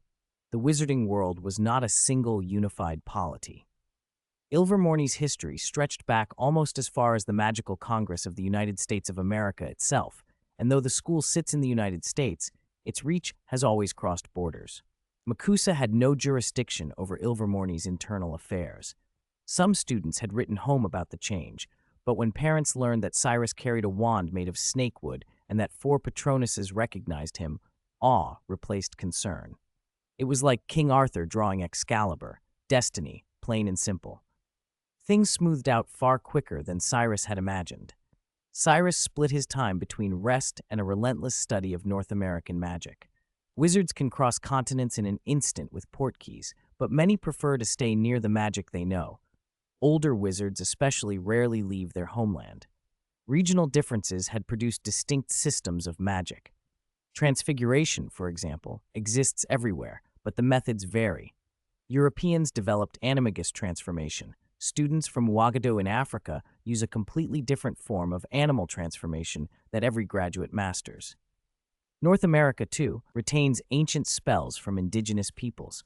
Wizards who could become animals were called skinwalkers. Ilvermorny's library was a treasure trove of unique North American spells and preserved knowledge from other continents. Cyrus spent hours there, sometimes slipping into the form of a raven to move more swiftly through the stacks. His mind was like a pensieve, otherwise he could never have absorbed so much.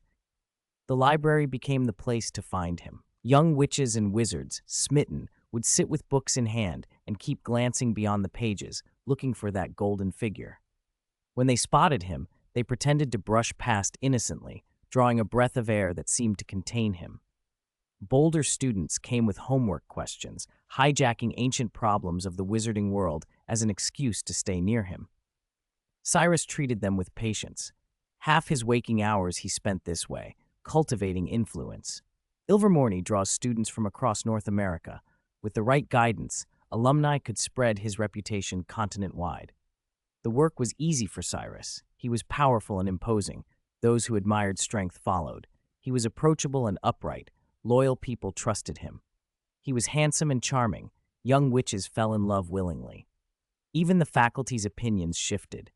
Yer Pickery, once openly hostile, softened first, perhaps bewitched by Cyrus's looks and benign manner.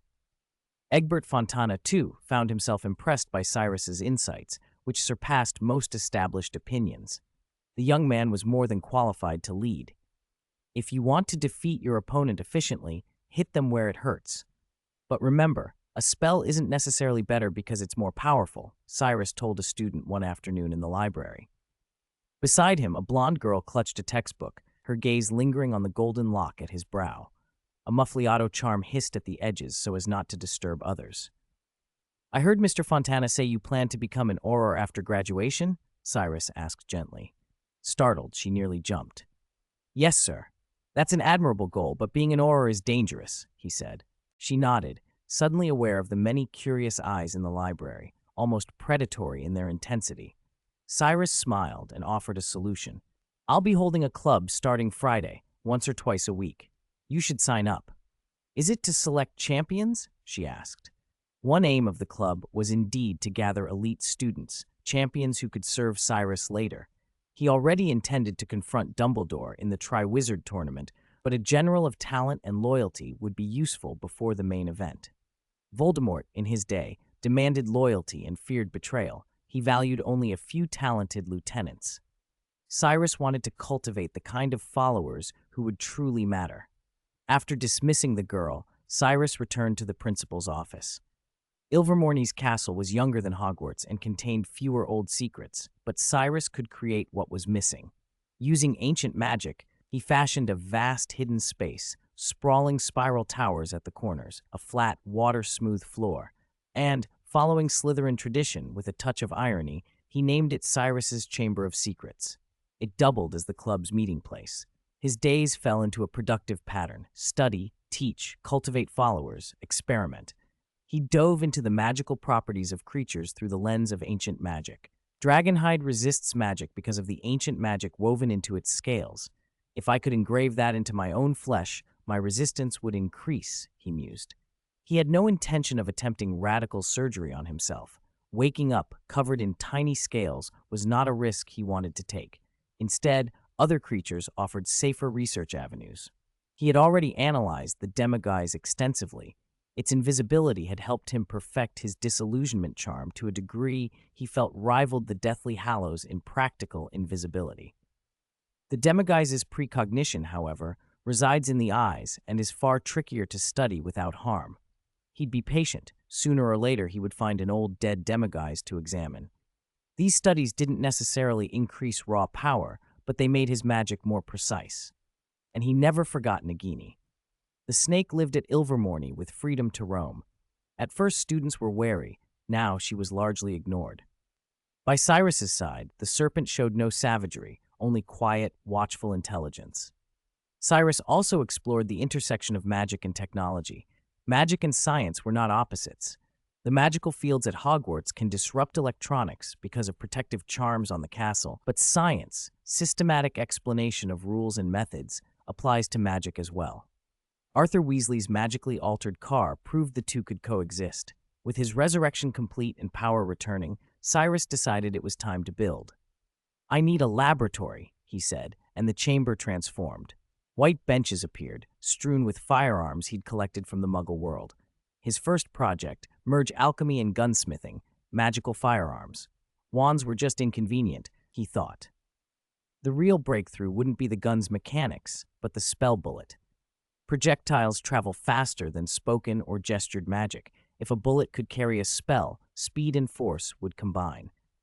He remembered Peeves once running through Hogwarts centuries ago with a machine gun and grenades, sending students and teachers scattering. Firearms from ancient times were terrifying. Combine them with spells, and the battlefield changed. If unforgivable curses could be loaded into bullets. Imagine, Avada Kedavra Gatling, he thought, grinning at the deliciously dark fantasy of it. While Cyrus plotted in his lab, across the ocean at the Ministry of Magic, Cornelius Fudge was unraveling. The escape of Death Eaters from Azkaban and the spreading rumors of Voldemort's return had tanked his approval ratings. Many officials urged him to cancel the upcoming Quidditch World Cup. Fudge refused. The Quidditch World Cup must go on, he insisted, pounding his fist like a man clinging to an image of control. He didn't love Quidditch so much as he loved the idea of projecting normalcy, of proving the rumors of you-know-who's resurrection were nonsense. He wanted the public to believe everything flourished under his leadership. He tried to say Voldemort's name aloud for effect, but choked on it, letting the euphemism stand in. Then Dumbledore entered, tall, composed, and immediately commanding attention. "Very brave, Cornelius," he said dryly, then, to everyone's surprise, supported Fudge's decision. "I agree. We should hold the cup. Why cancel such a grand event?" Even Dumbledore felt there was little point in dwelling on the name. Voldemort had been gone and, for a brief time, returned. Dumbledore shifted subjects deftly. "By the way, about the Triwizard Tournament, might we add Ilvermorny?" he asked, holding two letters, one sealed with a bald eagle, clearly from Makusa, and the other stamped with a silver-black crest, like a four-leaf clover. The second was from Ilvermorny, 189. You have to know pain first before you can understand what sharpness is. Albus Dumbledore felt as comfortable returning to the Ministry of Magic as if he were coming home. For someone like him, control came naturally. He could bend a room's mood the way others adjusted a cloak. Cornelius Fudge's expression was thinly restrained hostility. Dumbledore was, to many, a kind of pontiff of the wizarding world. As long as he stood, Fudge would always be minister in name only, never the decisive figure everyone truly respected. When Fudge suggested going ahead with the Quidditch World Cup as planned, several faces in the room lit with doubt. The instant Dumbledore spoke, those doubts evaporated. People shifted their attention away from the minister. Fudge wanted to bang the table and roar, "I am the Minister for Magic," but he did not dare. How could he openly defy the greatest wizard? He tried instead to wear a genial mask. "You see, since Albus is in favor, I suppose there won't be any other opinions," he said, smoothing his expression into joviality. Yet the worry was plain in his eyes. "Albus, please, sit." He rose and offered Dumbledore his chair. Then, with a mournful tone, he went on. "About the Triwizard Tournament. I think perhaps it's best not to. You heard about Barty, have you not? Since he went off to France, he never came back, poor fellow." Most of the ministry officials still believed Barty Crouch Sr. had died years ago at the hands of Death Eaters he had sentenced. Dumbledore, from what Harry had told him, knew the truth lay elsewhere, but the room still felt the melancholy of a man gone missing. Old reputations were hard to wash away. Even a stern judge's end could inspire pity. The Department of International Magical Cooperation is still temporarily headed by Undersecretary Dolores, Fudge began, and at that name the room's attention snapped to a woman in an outrageously pink outfit who pretended to cough delicately and look faint. The color was jarring in a place where robes tended toward black and gray. Dumbledore looked at her with his usual calm. "Hello, Miss Umbridge." "Hello, Mr. Dumbledore," she replied in a syrupy, high-pitched voice that made even seasoned officials like Scrimgeour flinch. Her expression carried an unmistakable, smug malice. "Regarding the Triwizard Tournament, I'm sorry, but we must put safety first. It would be best to cancel it." "That would be very unfortunate," Dumbledore said, troubled on the surface, though he had already thought of a countermove.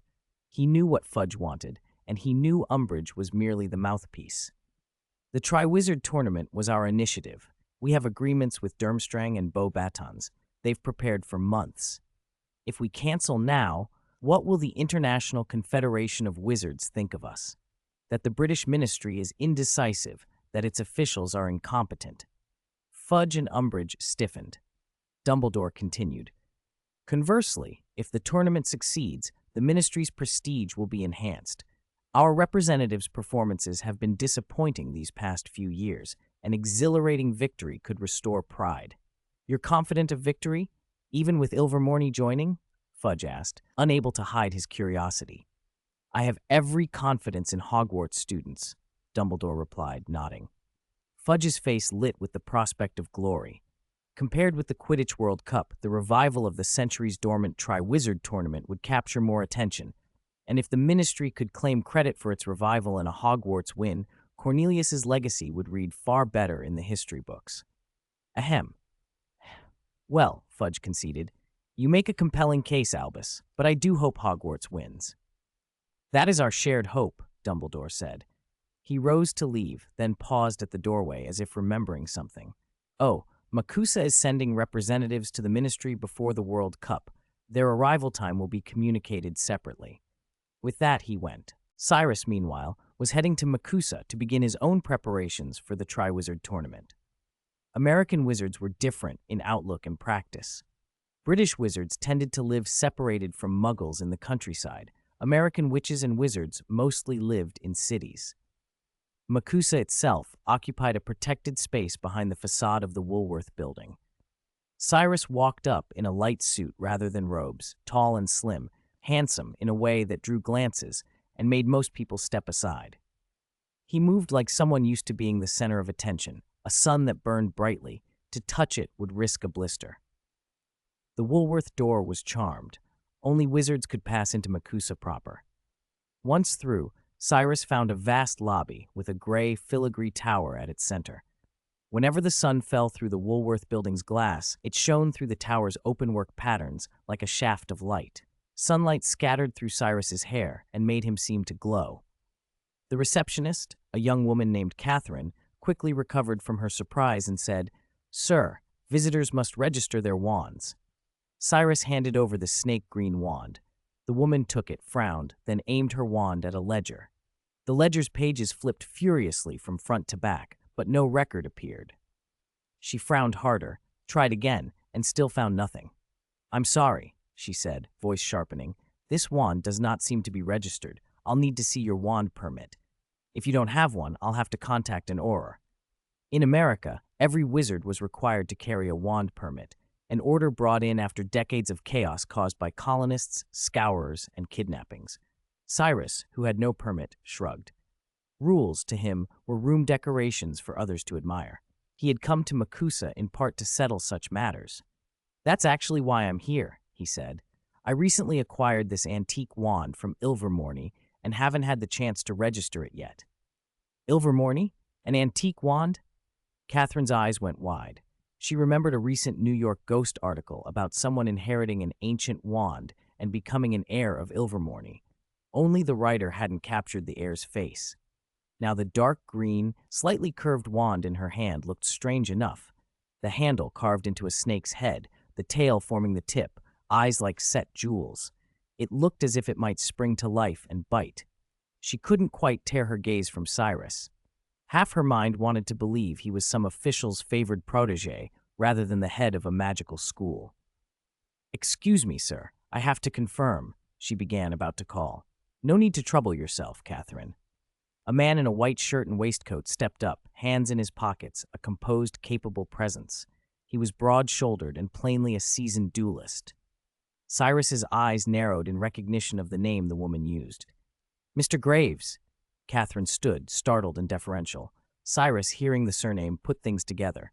Grindelwald had once impersonated a Percival Graves at Makusa. This man could be a descendant. "Gareth Graves," the newcomer said, offering his hand with a faint air of superiority. "So you are the one who inherited Ilvermorny?" "Cyrus," he replied coolly. He did not care for Graves's thin contempt. If anything, he had been hoping for a little challenge.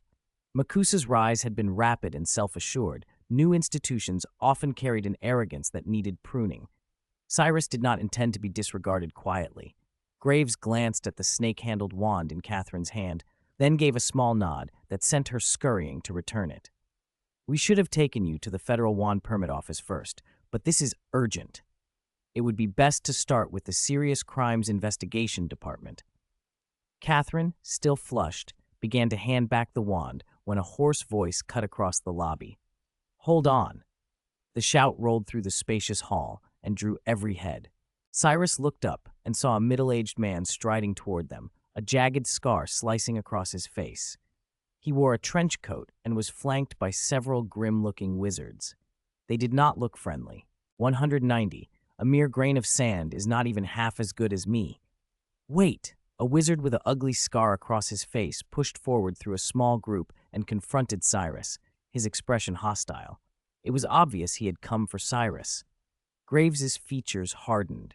He stepped in front of Cyrus, shifting his body like a shield.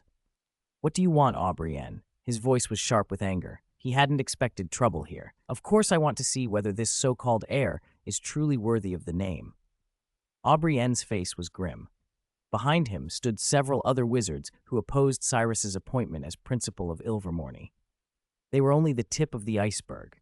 Throughout Makusa, many resented the decision.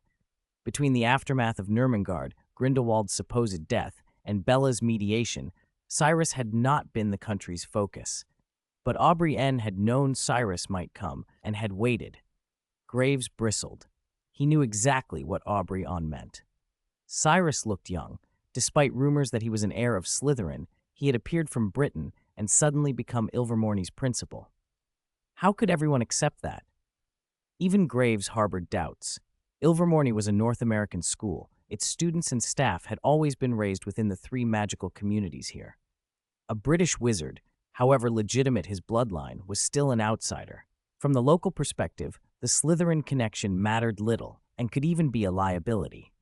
The person who made this decision was Professor Boot.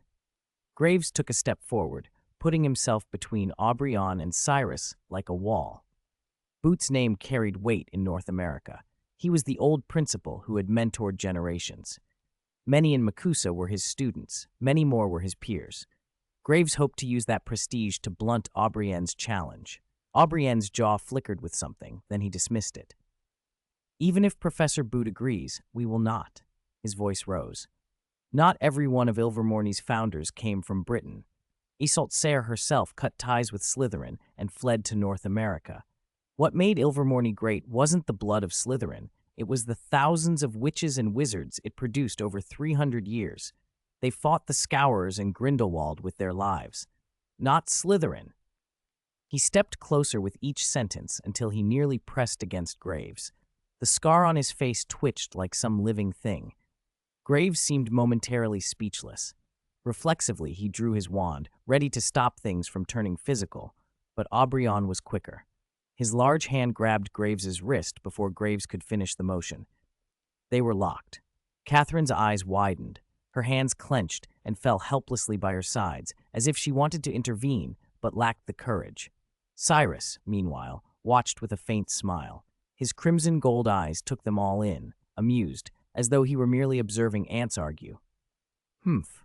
Aubrienne pushed Graves aside and stepped up to Cyrus. Cyrus tilted his chin, expression cool, almost contemptuous. A smile ghosted his lips, as if he were waiting for Aubrienne to make his move. Aubrienne was huge. Cyrus already stood over 6 feet tall, but Aubrey was half a head taller and hulking beneath his coat. Catherine felt a momentary chill, imagining Cyrus being struck. She needn't have worried. If Aubrienne tried to throw a punch, it would likely be his hand that broke first. He did not swing. He spoke in a threatening half-growl. "The Slytherin wand, Snakewood, belongs to Slytherin. You may take it, but Ilvermorny has nothing to do with Slytherin. Step down as principal, return the position to Mr. Boot, and leave the United States. Otherwise, I will arrest you." He offered threats and concessions at once. Let Cyrus have the wand, so long as he abandoned the school. It sounded magnanimous, but the Snakewood wand had been stolen by Iseult Sayre. Returning it to Cyrus was no favor. Cyrus laughed softly, shoulders shaking with amusement.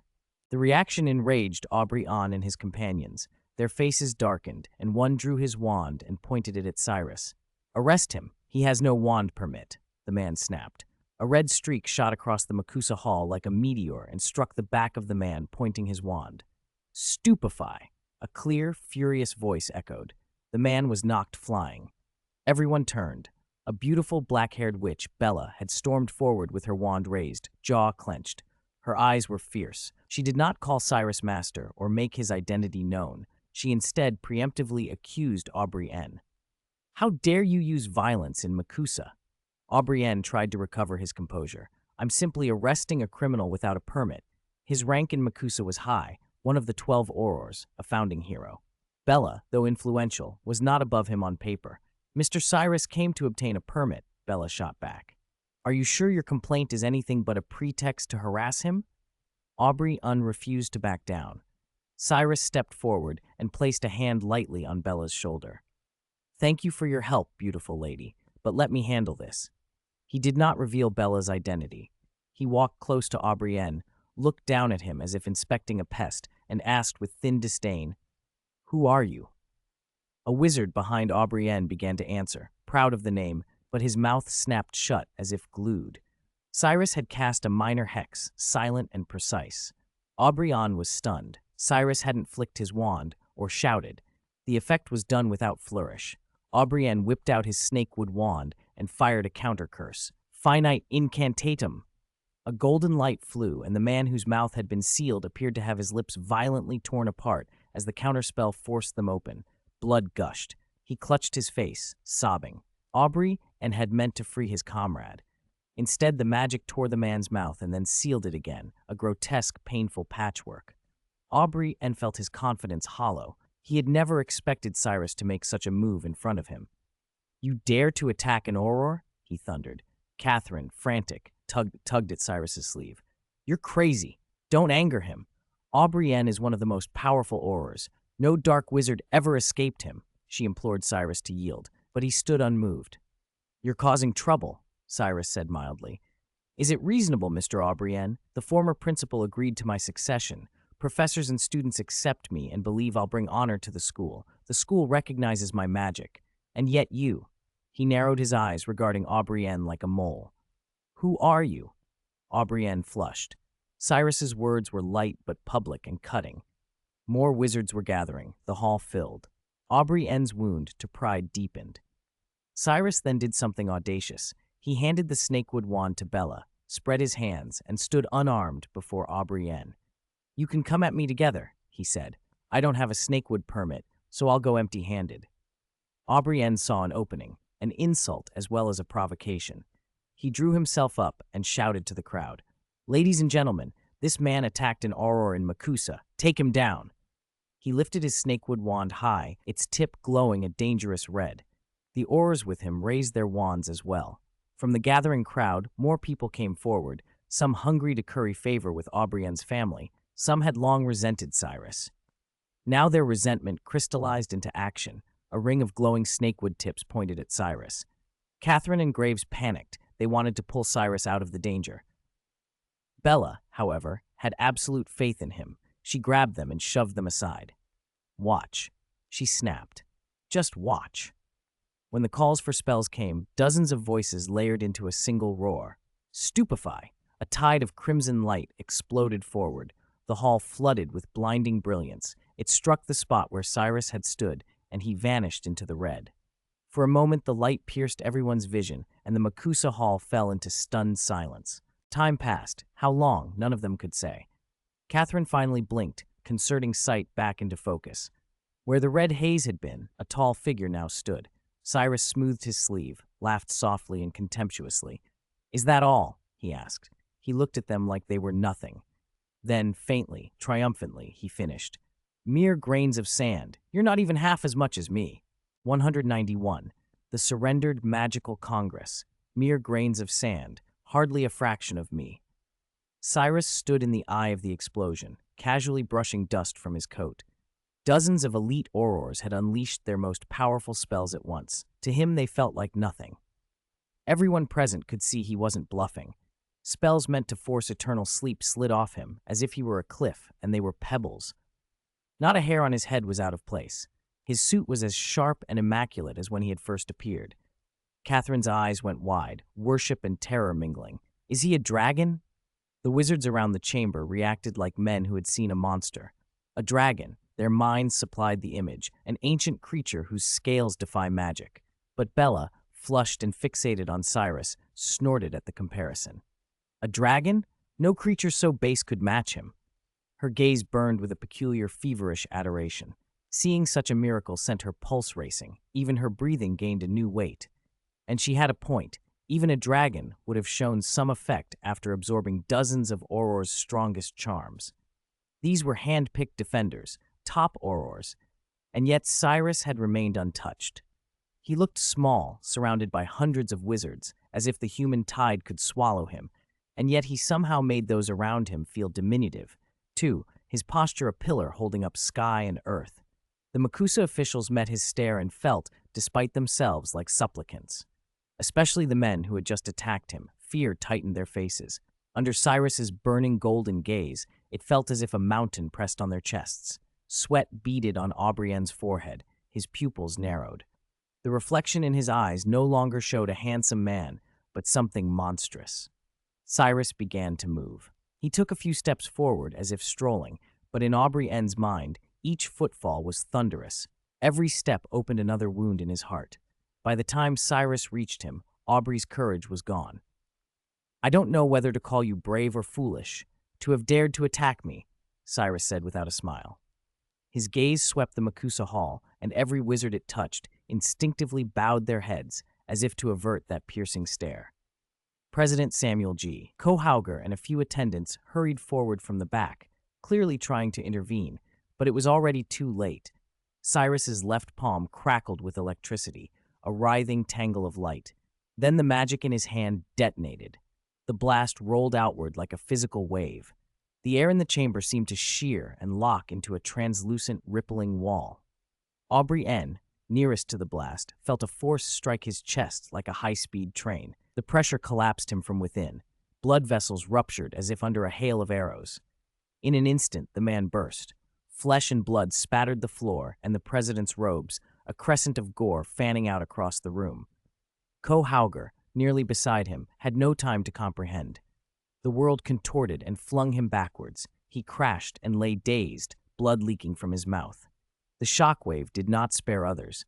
Except for Bella, Catherine, and Graves, most of the officials were thrown and scattered.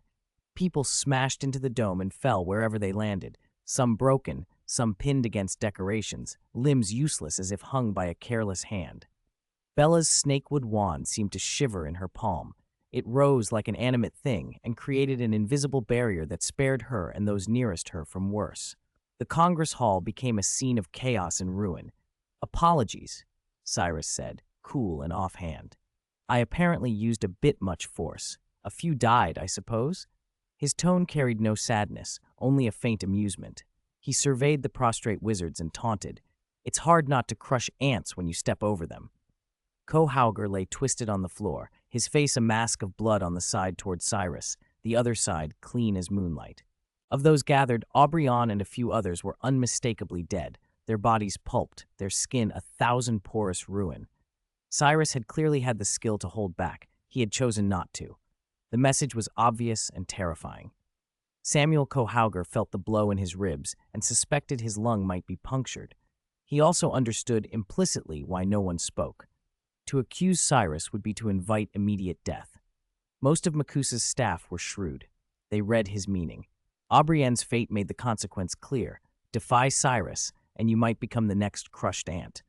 So let me be principal of Ilvermorny. Any objections? Cyrus lifted his chin and let the question hang.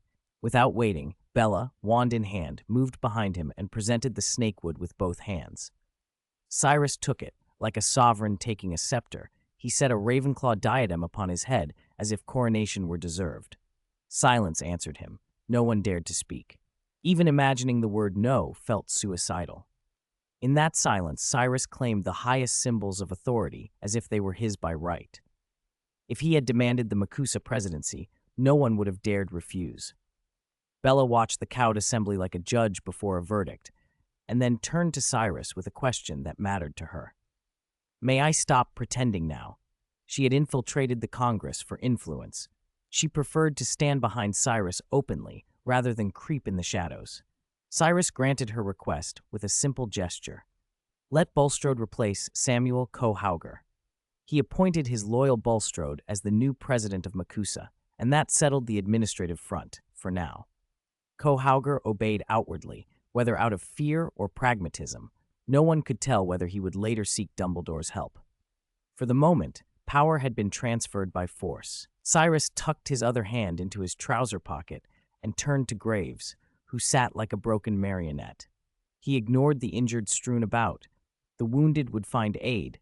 The man at his side was more useful. "Mr. Graves, shall we continue our earlier conversation?" Cyrus said softly. He steered the talk to the matter he cared about. "I can tell you Grindelwald is alive, and he will likely use the Triwizard Tournament to reach his ends. I know your family's past, and I understand your thoughts, but you are not his match. You may think me arrogant, but there are no more than 3 men alive who can face Grindelwald, and I am one of them." Cyrus slid the snakewood wand along his arm, inviting Graves closer. "Follow me. I can help you." Graves felt something old and terrible uncoil in his chest. Cyrus's words echoed and mounted, drowning even the memory of hatred for Grindelwald. The scene in the hall, the way Cyrus had flayed flesh with a gesture, made Graves imagine the force Cyrus would wield with that wand in hand. He stepped forward, indecisive and compelled. Catherine, meanwhile, had already returned to Cyrus's side, slipping into position behind Bella. August, the Quidditch World Cup finally began. Harry had left Privet Drive in July and spent a few days at the Burrow. Now he, the Weasley family, and Hermione were in the vast stadium, said to hold 100,000 people, straining to pick out familiar faces. Harry scanned every face, searching for Cyrus. He hadn't seen him in months. Through Ron and through occasional notes from Mr. Weasley, they'd learned that Cyrus seemed to have gone to North America. Arthur hadn't given details, but he knew Cyrus intended to bring Ilvermorny students for the Triwizard Tournament. Only a month earlier, Cyrus and Bella had stormed into the Ministry. Their presence had nearly frightened Fudge to death before Dumbledore stepped in and smoothed matters over. It was unclear whether Cyrus and the former Death Eater Bella had already left Britain or were still in talks with representatives of Durmstrang and Beauxbatons about arrangements. The Triwizard's details remained confidential, and Arthur could not say more. Unlike Harry, Hermione and Ginny had never expected Cyrus to show up at the World Cup. "Harry, I told you, Cyrus won't come to watch the match," Ginny said patiently. "Quidditch is a pastime to him. His concerns are far greater." "What if he did?" Harry said, and his hand slipped into his pocket. For a heartbeat, Hermione thought nothing of it. Then he pulled something cold into the sunlight, a small, ordinary handgun. Hermione shrieked, "Harry, put that away!" He smiled, darkly amused. "Calm down. I've already used up all the magic bullets. I was hoping to ask Cyrus for more." "Fire Dragon, I'm sweating profusely, brother. I'm sweating profusely, brother." Chapter 191, The Submissive Makusa. Mere grains of sand, hardly half of me. Cyrus stood in the middle of the explosion, casually flicking dust from his suit. Dozens of elite aurors who'd poured every spell they had at him seemed lighter than dust. What made the scene more terrifying was that no one thought Cyrus was putting on an act. The spells, powerful enough to force permanent sleep, had no effect on him. Like bullocks driven into the sea, they made no ripple. His hair hadn't been mussed. His suit was as sharp and unwrinkled as when he'd arrived. Catherine's eyes widened, as if she had seen a god. "Is he a dragon?" she breathed. Everyone in the hall stared as if they had seen a monster. The thought that ran through their minds was the same. A dragon. Something whose skin had extraordinary magic resistance, capable of nullifying many spells. Bella's face flushed. She looked at Cyrus with a fierce adoration. She seemed to be looking at a deity, and witnessing this miracle put her in an ecstatic trance. Her breathing grew heavier. Even a dragon would not remain perfectly still after enduring dozens of spells, let alone dozens cast by top aurors. Yet Cyrus had. No one noticed Bella's expression. All eyes were fixed on Cyrus. His power exceeded imagination. He stood alone before hundreds of dark-clad wizards, somehow small enough to be swallowed by the crowd, yet his presence made them feel dwarfed. His upright figure was like a pillar holding up the sky. The Makusa officials met his gaze and felt, against reason, that they were looking up at a mountain. Those who had attacked him earlier were visibly shaken. Under Cyrus's crimson-gold stare, it felt as if a giant's weight pressed down on their shoulders. Aubrienne's forehead broke out in sweat. His pupils shrank, The reflection of Cyrus in his eyes was no longer a handsome man but a monster. Now the monster moved. Cyrus walked forward like someone taking a stroll. His steps felt feather-light, but to Aubrienne they were thunderous, each footfall a blade. By the time Cyrus reached him, Aubrienne's heart was full of holes. "I truly don't know whether you're brave or simply foolish," Cyrus said, "to dare challenge me." There was no smile. His gaze swept the Makusa Hall, and wherever it fell, wizards bowed their heads as if under a spell. Only by doing so could they avoid that penetrating stare. Cyrus saw President Samuel G. Cohauger rushing toward them with attendants, clearly aiming to stop the chaos. But it was too late. Cyrus curled his left hand. Electricity crawled across his palm like a writhing nest of snakes. Magic roared from his hand. Boom! A shockwave detonated outward from Cyrus. The air in the Makusa twisted. The translucent pulse solidified like ripples of glass. Aubrienne, the closest, felt a crushing force slam into his chest as if a freight train had hit him. The pressure nearly flattened him. Blood surged outward from his body as if transformed into countless arrows that shattered vessels and pierced skin. Pop! Like an overfilled water balloon, Aubrienne burst. Blood sprayed in a crescent, droplets scattered like a downpour. The spray hit President Cohauger square in the face, turning him into a blood-soaked figure. Before he could think, the air in front of Cohauger warped. Another wave struck him and sent him flying backward, dazed. Everyone in the hall, except Bella, Catherine, and Graves, was affected. The Makusa auditorium looked like upended dumplings, bodies strewn everywhere. The snakewood wand in Bella's hand seemed to come alive, rising like a small dark green head and conjuring an invisible barrier. Some people slammed into the dome, then fell in a heap, breaking bones or hanging from wall fixtures like cats held by the scruff of the neck. "Sorry, I seem to have gotten a bit carried away. A few people died," Cyrus said apologetically, yet casually. He looked at the prostrate wizards with mockery. It's very hard to apply just enough force to step over ants without crushing them. President Cohauger lay twisted on the floor, half of his face and chest spattered with blood, the other half clean.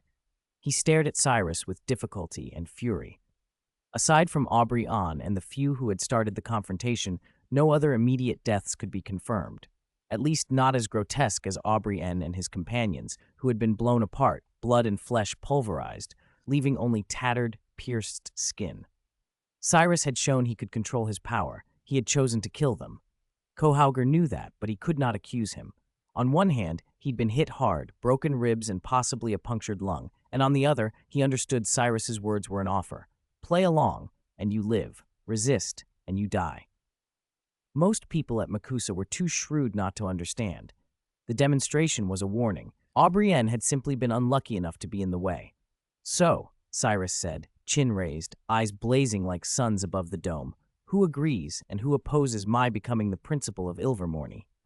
Bella, wand in hand, understood immediately.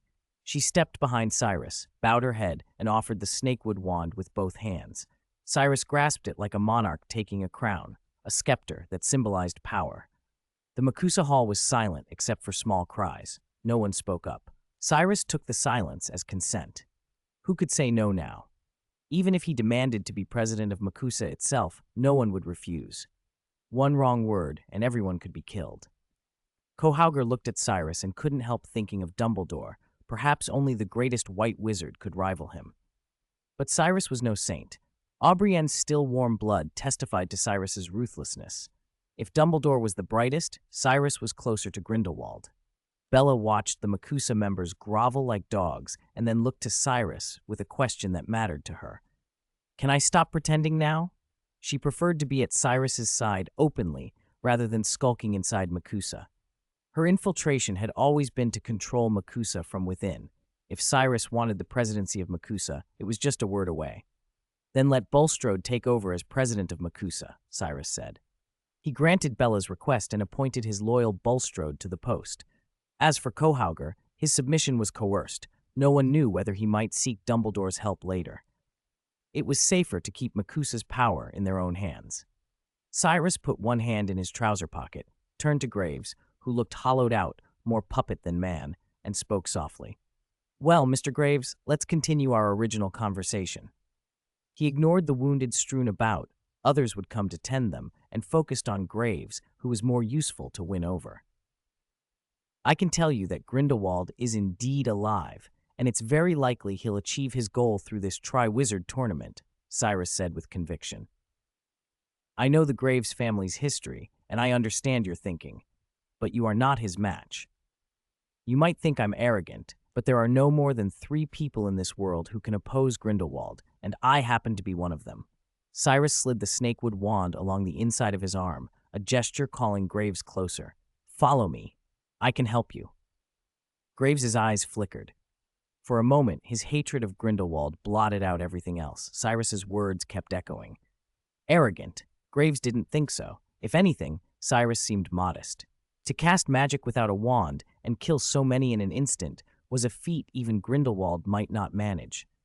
Graves could not imagine how much more terrifying Cyrus would be with the snakewood wand in hand. His mind numbed. He took a step forward. Catherine, who had quietly followed when Bella returned to Cyrus's side, moved as well. August. The highly anticipated Quidditch World Cup had begun. Harry had received a letter in July and left Privet Drive early that summer, staying at the Burrow for several days. Now he stood in a stadium built for 100,000 people, among the Weasleys and Hermione, scanning every face he passed, trying to spot Cyrus. He hadn't seen him in months, but through some well-informed sources at school, mainly Ron, he'd learned that Cyrus seemed to have gone to North America. Arthur Weasley had written occasionally with tidbits, though he hadn't given many details. Harry already knew Cyrus would be bringing Ilvermorny students for the Triwizard tournament. Just last month, Cyrus and Bella had visited the Ministry and nearly terrified Fudge to death before Dumbledore intervened. Cyrus and Bella were probably still in Britain, waiting for representatives from Durmstrang and Beauxbatons to arrange the tournament, but the details were confidential. Arthur couldn't say more. Hermione and Ginny had never expected Cyrus to show at the World Cup. Harry, I told you, Cyrus won't come to watch Quidditch, Ginny said patiently. Quidditch is a pastime for him. His affairs are far more important.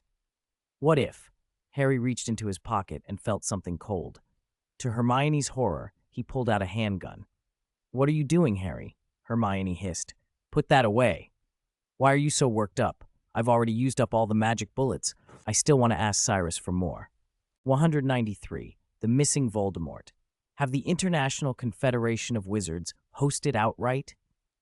Dumbledore was taken aback for a moment, then immediately admitted that Mr. Cyrus's suggestion made a great deal of sense. His original plan had been to use the Triwizard tournament to strengthen ties between Durmstrang, Beauxbatons, and Hogwarts so that the British wizarding community wouldn't be isolated the next time Lord Voldemort returned. When Voldemort ran rampant in Britain years ago, there had been almost no international aid. Part of that had been because, when Grindelwald had threatened the world, Britain had been reluctant to act, and they had paid for that hesitation. Now Voldemort had been reborn and then defeated by Mr. Cyrus in less than a day, but the tournament they had already planned couldn't simply be cancelled. So when Mr. Cyrus unexpectedly offered to participate as the headmaster of Ilvermorny, Dumbledore couldn't help but wonder about his motives. Dumbledore had made discreet inquiries into Mr. Cyrus in North America and corresponded with Old Boot, who had nothing but praise for him. That reassured Dumbledore. Mr. Cyrus did not seem to be another extremist like Grindelwald. He also suspected Mr. Cyrus wanted to challenge the International Confederation's statute of secrecy. He did not recoil at the idea, as if at a monster. His opposition to Grindelwald had not been to the goal of breaking secrecy per se, but to Grindelwald's extremism and the slaughter it caused. Grindelwald's attitude toward Muggles had been opaque and dangerous, and Dumbledore was clear that the manner of breaking the statute could bring disaster. He remembered too well the bitterness of his own past, how family tragedy had once filled him with hatred. If Grindelwald had stayed instead of fleeing Godric's Hollow, perhaps things would have been different. If magic had not harmed his sister, if his mother had not died so young, if his father had not been imprisoned and left to die. That grief had once made him want to lash out, but time and reflection had changed him. He came to see arrogance, prejudice, and fear as the true enemies between wizards and muggles. Arrogance gave rise to prejudice, and fear hardened into exclusion and cruelty. Mr. Cyrus, Dumbledore felt, had a streak of arrogance too, but not the cruel, blind sort. Cyrus knew better than most the danger of Muggle technology and had not been corrupted by power. If anyone could nudge a stagnant wizarding world forward, perhaps it was him. Still, most wizards were content with the status quo. 50 years after Grindelwald, they had made little real progress. Mr. Cyrus's push might be the shock they needed. Then, the judges should come from the International Confederation of Wizards, Dumbledore said. I want this exchange to proceed smoothly. They discussed details. Mr. Cyrus insisted the whole tournament be broadcast live. Otherwise, what was the point? He proposed that it not name a single champion, but be a team competition, a novelty for a Tri-Wizard event now turned Quad-Wizard with Ilvermorny's inclusion. They eventually agreed. Now they would wait the few months required for the Quad-Wizard tournament to begin. Then I'll see you then, Dumbledore said, standing. The obsidian ceiling reflected the sweep of his robes as he rose.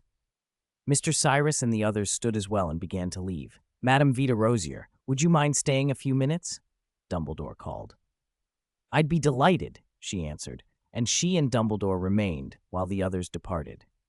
Mr. Cyrus and Barty Crouch Jr. wouldn't intrude. Barty, eager to return and prepare for the tournament, had no time for idle gossip. Mr. Cyrus and the others walked down the dim, empty corridor. Madame Maxime walked with them, towering in her usual way. You are truly tall, Madame Maxime, Mr. Cyrus observed lightly. I just have a large frame, Madame Maxime replied awkwardly, showing a faint displeasure. She didn't want to talk about her background, and Barty's expression tightened. He knew when to stop, and at mention of delicate things he could slip back into a controlled, unreadable mask. His craft was in the details. When he had taken Lupin's guise, he had lived as Lupin would live, and he could do the same now. When Mr. Cyrus touched on Maxime's secrets, Barty put on an offended expression and fell silent. They walked on in companionable quiet until two figures blocked the corridor ahead. One was dressed in black, the other in white. A woman in a black gown pointed a crooked wand at the pale man, Bella, and the man was all too familiar to Mr. Cyrus, Lucius Malfoy. What are you doing here, Lucius? Bella's voice was cold, and her stare was anything but friendly. I have some matters to discuss with my master, Lucius said, lips tight, his hand white-knuckled on his cane. He looked ill at ease. Pride kept him from backing down before Bella, but his confidence was gone. Your master? Bella sneered. You mean that noseless monster? If you're looking for him, try his grave. I meant Mr. Cyrus, Lucius said stiffly. Bella lashed out. A whip of light flew from the tip of her wand and struck Lucius across the face, leaving him bleeding. How dare you call the master by his name? She hissed. She held grudges deeply and had never forgiven Lucius for not stepping through the flames to follow Cyrus when he had the chance. If she weren't currently positioned at the ministry and focused on the tournament, she might not have stopped at a whipping. She could have given him far worse. In truth, Lucius's continued presence at Voldemort's side had been arranged by Mr. Cyrus as a stratagem. Cyrus had not expected to find him here. Cyrus wondered briefly if Voldemort himself had arranged the meeting. He stepped between them. Don't be so hard on my guest, Bella. Cyrus's voice stopped her. He noticed, as he approached, that Lucius's eyes flicked to Madame Maxime and then away. He was wary of her. Cyrus kept his suspicions to himself and greeted Lucius with mock warmth. How are you, Lucius? Life with your former master must have been difficult. Now that you're here, are you hoping to betray him and rejoin me? Lucius's voice wavered. I was foolish before, Dark Lord. I have realized my mistake. I am determined to return to your side and serve you. The obsequiousness was performed for Madame Maxime's benefit. Cyrus knew actor when he saw one. Anyone who had managed to stay near Lord Voldemort had to have some talent. Cyrus let the suspicion hang in the air for a moment. You're clever, Lucius, but betrayal is shameful. How do I know you won't betray me too? Never betray, Master. Lucius choked. I only followed the wrong person. Cyrus gave a short, cold laugh. Lucius blanched, fear sharpening his features. Even Barty, a short distance away, showed a flicker of unease. He had intended to place someone like Lucius as a spy near Cyrus, modeled on the Snape precedent, and he'd hoped the plan could be quietly enacted. Cyrus's wariness dashed those hopes, but then Cyrus's tone softened. I don't forget those who helped me resurrect. You assisted me once, Lucius. I won't mistreat those who were useful. Lucius burst into grateful tears, humiliating and sincere all at once. Barty Crouch Jr. watched, a puzzled expression crossing his face. He'd overheard Cyrus refer to himself as Dark Lord, and it perplexed him. In a strained voice, Barty asked, "Excuse me, did you call yourself Lord? Are you a lord?" "They call me Dark Lord sometimes," Cyrus said with a smile that was more scorn than amusement. "But I don't like that title. Only the defeated become Dark Lords. Winners are called the greatest wizard, though some fools never understand the difference." He laughed softly, and without another word he led Bella and Lucius away. As soon as they left the ministry, Cyrus performed apparition and side-along apparition, taking them halfway across the world to the entrance of Ilvermorny. They landed with a small bounce. Lucius swayed, clutched his stomach, bent over and dry-heaved. Long-distance apparition always affected him. Bella, used to Cyrus's travel, recovered after a couple of steps. "Tell me what's going on," Cyrus demanded.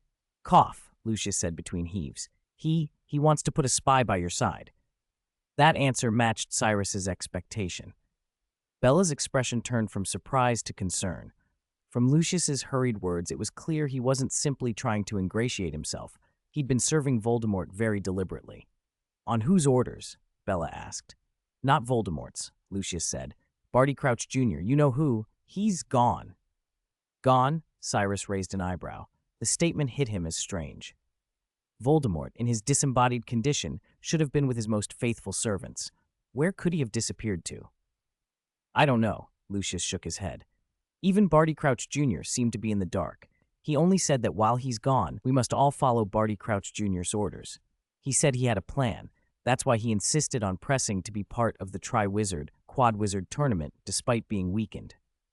The news made Bella's face tighten with worry. Cyrus, however, only smiled, calm and unruffled. "Then there's no need to panic," he said quietly, "because I am here." Cyrus first considered Lord Voldemort's motives, which were not hard to guess. The noseless man wanted power and immortality above all, at the very least, resurrection. How he would achieve it, Cyrus had no idea. He didn't linger on Voldemort, though. His attention turned to Lucius, concern in his voice. "Lucius, is Draco all right?" At the name Draco, Lucius's composure cracked. His lips trembled, his eyes reddened. Barty Crouch Jr. has him under control. He claimed he only wanted to protect Draco and Narcissa, but really, he was afraid I'd actually side with you. Mention his family and the brittle, practiced toughness that had been Lucius Malfoy's armor, shattered like glass hitting stone. "Lucius," Bella said, surprised, "I didn't know you cared so much about your family." Lucius didn't have the energy even to be offended. He bowed his head and covered his face with a shaking hand, gasping and losing his dignity. Without the cane he leaned on, Cyrus doubted he could stand. At that moment, he was not a Malfoy lord, but simply a frightened father and husband. "Master, please," he begged, "if you would give up some less important information to keep them safe." Lucius had felt the unbearable pressure of sitting between two monstrous powers. Now he dared not ask for much. He only hoped Cyrus would be lenient and let him prove his usefulness to Barty Crouch Jr. "You're too formal, Lucius." Cyrus stepped forward, laid a hand on Lucius's shoulder, and offered him a handkerchief. "You serve me. How could I stand by while your family is in danger? Besides, Draco is my friend too." "Master, write to Barty," Cyrus went on quietly. "Tell him you are unreliable. Tell him you want him to bring Narcissa and Draco to me so I can keep watch over them. He won't refuse." Cyrus straightened Lucius's collar with careful fingers. Lucius stared. He hadn't thought of that. Compared to leaving Narcissa and Draco with a madman like Barty Crouch Jr., Lucius trusted Cyrus. "I will," he breathed, relief flooding him. He started to leave, then paused as if remembering something. Hesitantly, he turned back. "Master, Barty intends to put your name into the Goblet of Fire." As expected. Cyrus's face didn't change. If Voldemort didn't put his name in, Cyrus would have done so himself, and he'd put in a few others' names as well. He waved a hand. "Go, Lucius. Bring Draco and Narcissa here. Enroll Draco at Ilvermorny next term." Lucius left, profuse in his gratitude. Bella watched him go with undisguised contempt. "That schemer," she spat. "He'll never be truly loyal."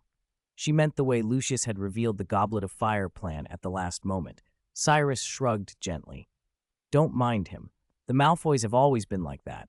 He can't cause trouble I can't handle, and even if he could, I would quash it. He will never have access to real power." Cyrus knew the family well. So long as he offered benefits and protected Narcissa and Draco, Lucius would fall into line. In practice, Lucius's return to Cyrus's side would do little beyond occasional correspondence with Barty to spread disinformation and keep his hands busy running the Wizarding Bank, maybe even extending its financial services to North America. That was all right. Cyrus had no illusions about the Malfoys. "It's time to gather our champions." Cyrus set off toward the school. October arrived, the brief summer over, and the air turning crisp. On the 29th, the students of Hogwarts crowded the Great Hall, then fanned out into the castle's circular courtyard. 10 champion candidates stood in garish berry red and deep blue robes, bright-eyed and proud, save one. Draco Malfoy's platinum hair made him conspicuous, but his expression was small and helpless, like a lamb among wolves. He was nevertheless happy. He could return to Hogwarts. He didn't fully understand why his father had had him transfer. He only knew something had changed at home. After Christmas, things had felt off. By March, his mother had warned him that Lucius had gone abroad and that he should be careful at school. Over the summer, strange, dark wizards had been seen near Malfoy Manor. If not for the stone guardians that protected the place, Draco would have feared they would attack him and Narcissa. Eventually, the family fled to the United States, and he enrolled at Ilvermorny, where he'd been astonished to learn that little Tom had become the principal. He had also discovered Cyrus's true identity. Draco wasn't as wary as his father. He considered his connection to Cyrus an honor and a thing to boast about, especially since Cyrus was friends with Harry. But now Draco was Cyrus's student, not Harry's, and he was eager to show off. He also had friends at Hogwarts he hadn't had the chance to say goodbye to properly. Standing in the crowd, he felt secretly pleased and uncomfortably exposed under so many gazes. He knew he was no champion and felt ill-equipped for the responsibility. Still, he'd come to say farewell. The crowd parted. Cyrus and Bella emerged, both in trench coats, followed by other professors.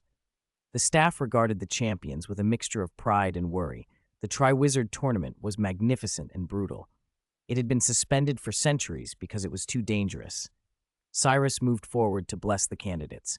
All eyes focused on him. The students raised their wands in the old salute. Sparks flickered from every tip and glittered like stars. Old Principal Boot wept openly. "Don't worry," Cyrus said softly, meeting the old man's eyes.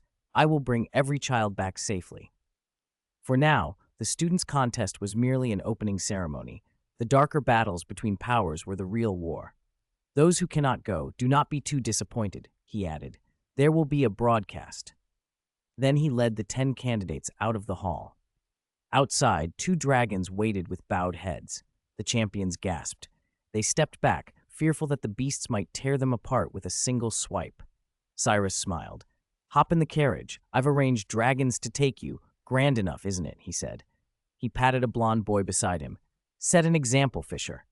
"Of course," Fisher swallowed, then forced himself forward. He climbed toward the dragon-harnessed carriage with trembling steps, never taking his eyes off the white-scaled beast. The dragon glanced at him, then closed its cloudy eyes. Fisher exhaled and braced himself on the carriage's golden rail. One by one, the others followed, nervousness giving way to eager courage. The second to board was a girl with long golden hair and a proud expression. Her name startled Cyrus, Cassandra Vore. She was not in the original story, but had appeared in a mobile game. Cyrus had not expected to meet her. Like Draco, she was a transfer from Durmstrang. Her father had been a Death Eater who, on the night in March, had bent the knee to Cyrus. When Cyrus rose quickly in Makusa, Cassandra had come with him to Ilvermorny. Whether she was the same Cassandra from the game or an ancestor with the same name didn't matter. She was fierce and talented in the dark arts, and at a young age she'd already become a champion candidate. She'd even demanded that Cyrus leave a magical imprint on her arm. He had refused. When everyone had boarded, Cyrus and Bella climbed in. The carriage interior was surprisingly spacious. There'd be room for all. They would attend classes together at Hogwarts, so Cyrus hadn't bothered to fit out separate classrooms on board. "Find a room and rest. We'll reach Hogwarts by tomorrow evening," he told them. Traveling across the world by dragon-drawn carriage was theatrical. Cyrus could have apparated and saved time, but he preferred a grand entrance. The white dragon was older but capable. The two beasts flew apart to avoid clipping each other's wings, silver chains along their spines catching the wan moonlight. Cyrus rode the wind, watching the sun sink and the sea, when there was sea, stretch away in shadow, the sky going black and the surf turning to silver foam. He sat outside the carriage, content as the world blurred by. The carriage door opened. Bella stepped out in a formal gown, graceful as a black butterfly. At Hogwarts, Harry shivered in the cold wind.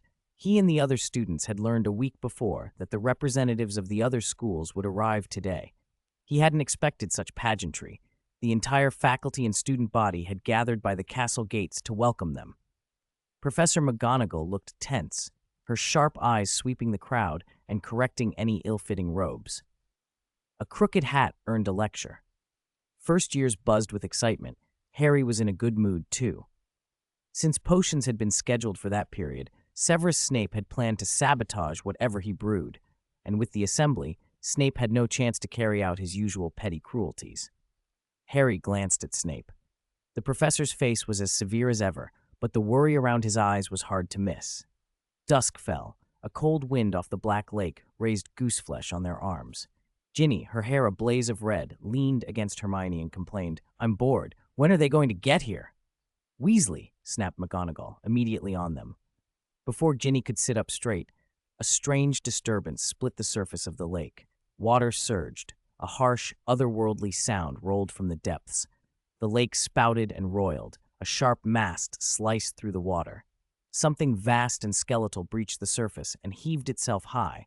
A ship, ancient and ghostly, rising like a leviathan and crashing back down with a geyser of spray. The spray fell cold. The ship's skeletal frame gleamed under the moon. Dim lights flickered in its portholes like hollow eyes. A man in a trench coat and captain's hat stood on the mast. Dumbledore, watching from the crowd, froze. "You are indeed alive," he whispered. "Gellert Grindelwald." Dumbledore had not expected to see him again after 49 years. There was no time for reunion. From nowhere, a scorching pillar of flame erupted and leapt skyward, flaring and twisting until it rivaled the castle's height. The students backed away as the fire roared. A voice near Harry shrieked, "There are figures in the flames!" Huge dragon heads burst through the inferno. Two dragons, one black, one white, tore from the blaze, circling and rising into the night. The flames split and fell away like water, wind-whipping robes and hats. The dragons streaked past the castle, pulling a golden carriage that left a fiery trail in its wake, and finally descended by the Black Lake. They bowed as the carriage landed. The ornate door swung open and a handsome wizard stepped out into the moonlight. Ginny's mouth fell open. "Cyrus!" she cried. It wasn't just Ginny who saw him. Hermione and the two people she had dragged along were staring too. All four of them gaped, astonishment on their faces. Whatever spectacle Grindelwald and the Durmstrang ghost ship had provided when it arrived first now faded into the background. Even the dragons seemed to bow their proud heads at his presence. Cyrus dismounted from his carriage as flames flared around him like a giant blooming flower. Bella followed close behind in formal robes, her head high and elegant as a black swan. At Cyrus's left, a large patterned python with greenish scales slid through the fire without harm, Nagini. Her round eyes swept over the students with a look that was almost nostalgic. Her slit mouth opened and closed, then she coiled quietly at Cyrus's feet. One by one, 10 champion candidates leapt from the carriage and strode through the flames, heads held high. They walked as if the heat did not touch them, ignoring the stunned stares of the Hogwarts students. Ginny wanted to push through the crowd and run to him, but Hermione gripped her arm. "Are you mad? Professor McGonagall will have our heads." Ever the stickler for rules, Hermione pulled her back and soothed. "Be patient. The tournament lasts a whole school year. We'll have time." Ginny calmed, but Harry and Ron, who had also brightened at seeing Cyrus, were distracted by someone else. Draco Malfoy. The showy blonde caught their looks and, without bothering to disguise himself, lifted his chin and curled one corner of his mouth into that familiar sneer. "What a pompous prat," Ron muttered, turning to Harry. "I was relieved I wouldn't have to see him again. Why would Cyrus bring him?" Draco didn't really belong among the champions by any conventional standard. Cyrus had brought him partly so he could see Hogwarts again, and partly to cultivate his talent in alchemy. Malfoy had shown a knack for alchemy last term, repairing advanced devices like the Vanishing Cabinet, and Cyrus, who valued such rare gifts, thought Draco might make interesting modifications to Muggle contraptions. The Durmstrang ship finally anchored with a huge splash that drew every eye. Grindelwald stepped ashore as if making a grand landing, hat in hand. The brim flipped once, scattering rose petals into the air. "Out with you, students," he commanded, spreading his arms and fixing his gaze on Dumbledore across the grounds. Vita Rosier followed, leading a company of burly witches and wizards in felt coats and fur cloaks, each carrying something more club-like than wand-like, men who looked as though they'd come from the Arctic. Cyrus stood patiently as Grindelwald and Vita Rosier approached together. It was the first time he'd seen Grindelwald's face properly. The man was older than his younger self in films, but not like the decrepit figure said to have been killed by Voldemort. Perhaps Grindelwald had cleaned himself up after leaving Nurmengard. Whatever the reason, his eyes still held that old arrogance. As he passed Cyrus, Grindelwald glanced away from Dumbledore for a heartbeat and said softly, "The flames are lovely." He continued into the castle like a proud peacock. Cyrus, unperturbed by the attitude, led his students in beside him. Aside from Cyrus, only Professor McGonagall seemed to sense the tension in the air. As Dumbledore's oldest confidant, she knew something of his past with Grindelwald, and seeing the two men together made her uneasy. She looked to Dumbledore, but his face betrayed nothing. No sorrow, no anger, not even joy. "Albus," Grindelwald asked in a voice that was almost mischievous, "aren't you surprised to see me?" The question landed like a provocation. Dumbledore's tone chilled. "What exactly is your purpose?" he asked, wand at the ready, as if a duel might break out at any instant. "You swore you would never leave Nurmengard." Grindelwald's expression hardened. "That's the sort of person I am," he said. "You should have known that 50 years ago." It was a deliberate, cutting reply, designed perhaps to elicit the first move. Dumbledore's hand tightened on his wand several times, but he didn't strike. Cyrus stepped between them, a quiet buffer. "Your private quarrels can wait until after the tournament," he said. Dumbledore's answer was blunt. "I'm not sure the International Confederation of Wizards will be so forgiving. They would happily arrest someone serving a life sentence." He regarded Grindelwald with cold blue eyes. Conveniently, they are also judging this tournament. Grindelwald laughed off the warning and led the Durmstrang students inside, the Hogwarts crowd parting for him. "Who's that?" Harry whispered to Ron, who shrugged. Most students no longer remembered Grindelwald's face. He had disappeared from the public eye for nearly 50 years. Cyrus leaned down so Harry and Ron could hear him. "Gellert Grindelwald," he said. "Albus Dumbledore defeated him in 1945. The name meant little to Harry then. He repeated it, but didn't grasp the weight behind it.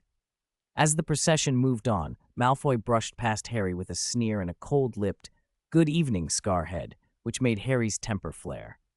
Ron muttered violently under his breath. Cyrus approached Dumbledore with a smile. Their greeting was warm. They exchanged a few pleasantries, and Cyrus gave McGonagall a brief embrace.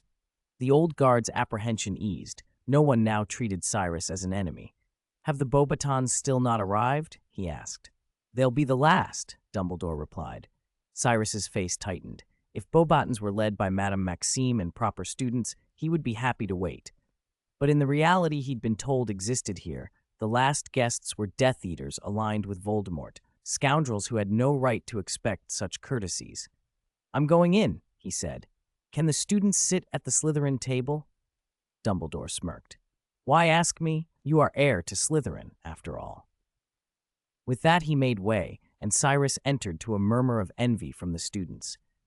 Late October wind off the Black Lake bit through cloaks and made the assembled crowd eager for the warmth of the Great Hall and a hot cup of pumpkin juice.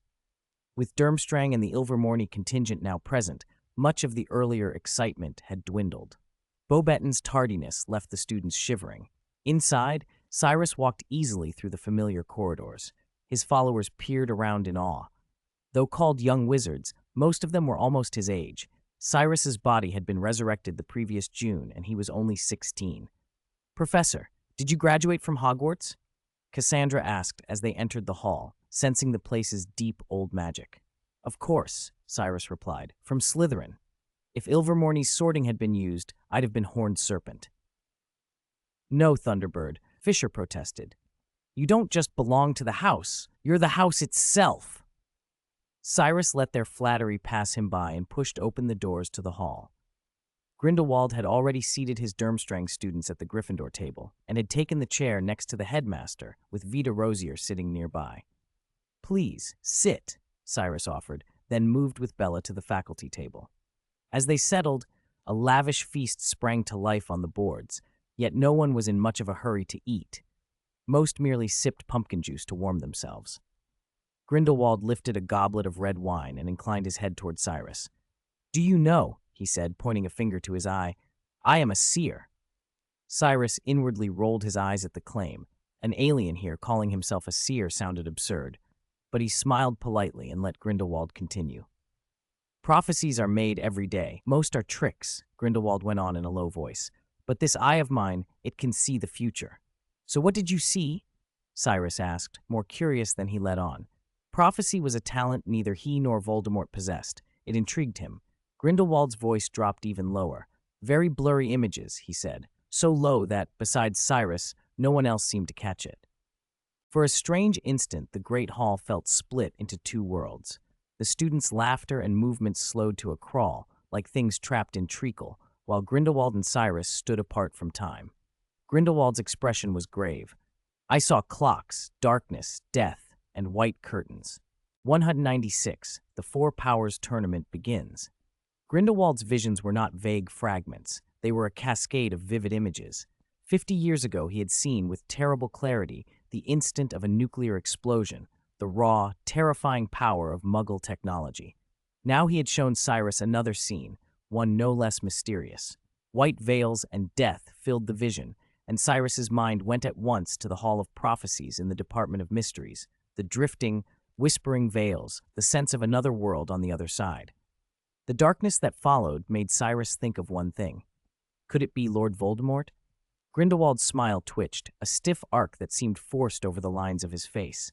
He watched Cyrus closely, as if reading his thoughts, then spoke softly. "Lord Voldemort is very talented and very mad. He won't stay down. We both know that. The question is how he will come back. Prophecy could not be commanded. Even the greatest seers saw only fragments. Grindelwald had seen Voldemort's return from death. He had not seen the method." His eyes lingered on Cyrus as though there were 1,000 unspoken things between them. There was one piece of information he had not yet revealed, one that explained why he had left Nurmengard at last, but he did not speak it yet. "I know you mean to defeat Dumbledore before the world," Grindelwald said. "I can help you." "And why would you help me? To tear down the Statute of Secrecy?" Cyrus arched an eyebrow. He had no illusions about Grindelwald's generosity. "The world I want is not yours," Grindelwald answered. "Whatever I did was for a greater good, for wizards. You seek something different." Grindelwald had always been ambitious. His extremism had been wrapped in an ideal for the wizarding community. Cyrus was more prosaic, self-interested, willing at best to smooth the line between wizard and muggle for his own ends. 50 years of solitary confinement in Nurmengard had leached much of Grindelwald's grandiosity. Time had turned fury into a quieter, bitter sadness. Cyrus admitted the offer had merits. With Grindelwald at his side, even Dumbledore with the Elder Wand would be a lesser threat. Yet Cyrus refused. Grindelwald's surprise showed. "You refuse? Aren't you afraid I'll turn to Dumbledore? Breaking the statute will cause upheaval. He won't want needless bloodshed." "Defeating both Gellert Grindelwald and Albus Dumbledore at once looks better on my resume," Cyrus said, smiling with cool confidence. The spectacle mattered to him. The more formidable the opponents he toppled, the more the world would take notice. Besides, he had mastered ancient magic and Morgana's legacy. He wanted to see whether that power could carry him through. There was another, simpler reason for his refusal. Grindelwald's name carried fear and hatred. 50 years might blur faces and speeches, but it did not erase the terror the name conjured. Association with Grindelwald would stain Cyrus, making him complicit in past atrocities in the public eye. Grindelwald's frown deepened. Then you have chosen the harder road. We shall see. Cyrus smiled faintly and cut off the conversation.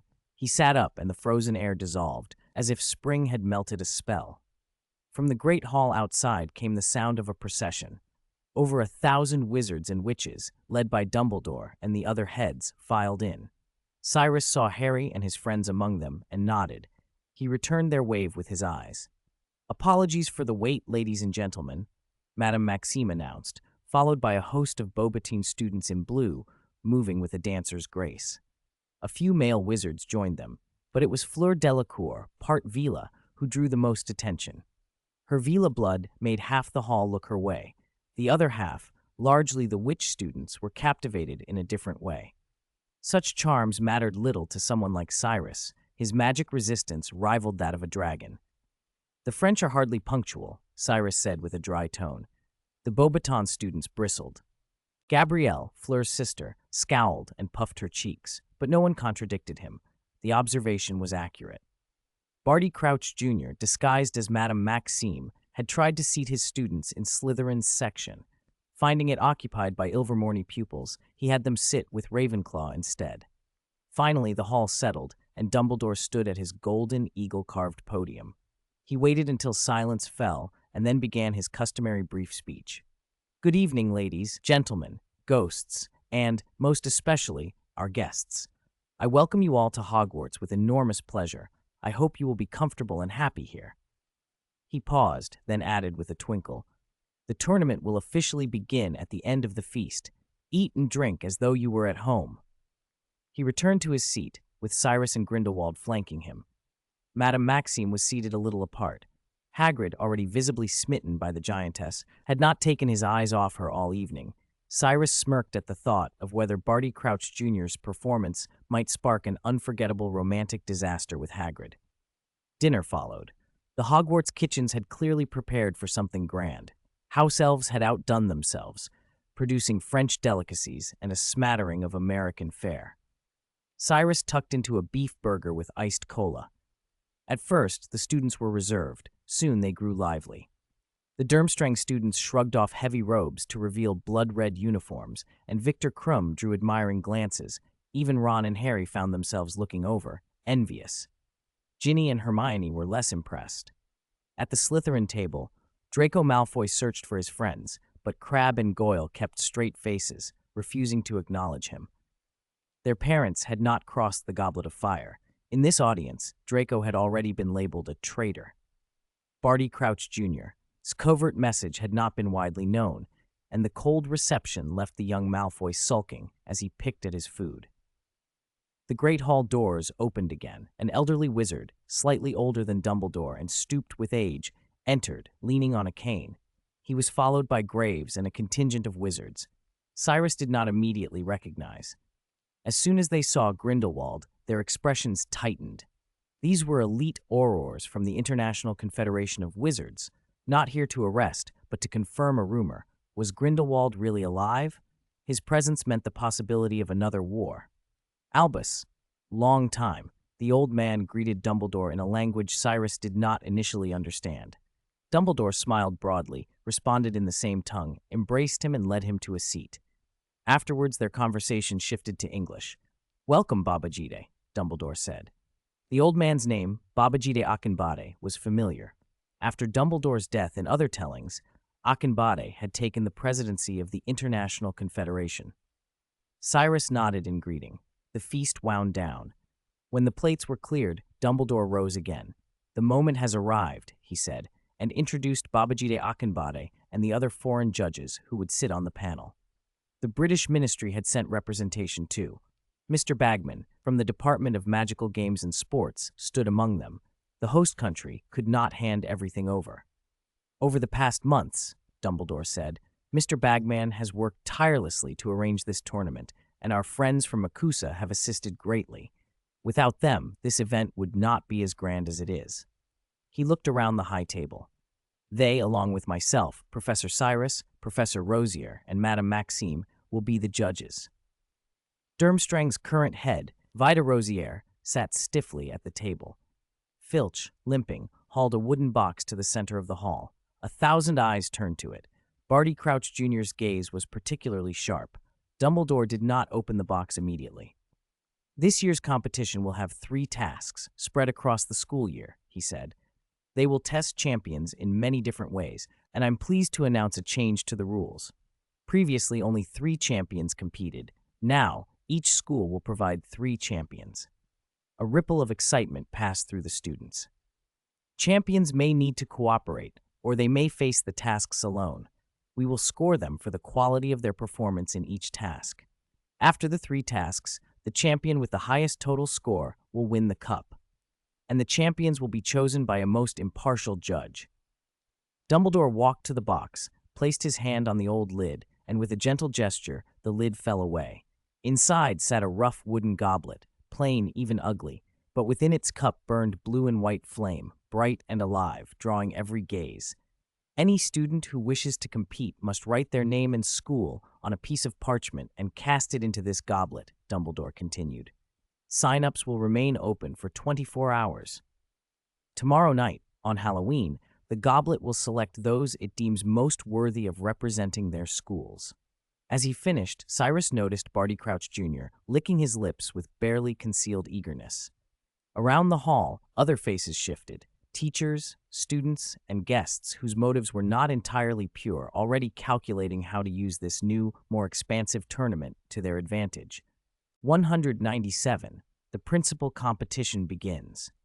The banquet had ended, but the young witches and wizards did not hurry away. Most of them clustered around the goblet of fire, eyes bright with expectation. Only a few actually stepped forward to place their names inside. Most preferred not to enter their names where everyone could see. The thought of being rejected publicly was too embarrassing. They would wait for a quieter moment, slip over alone, and drop their names in unseen. That way, if the goblet ignored them, no one would ever know they'd tried. Cyrus, however, doubted such secrecy would work. How could someone be chosen by the goblet of fire while keeping it a secret? Only if they were the only candidate left, he thought. There were also the bold and the proud.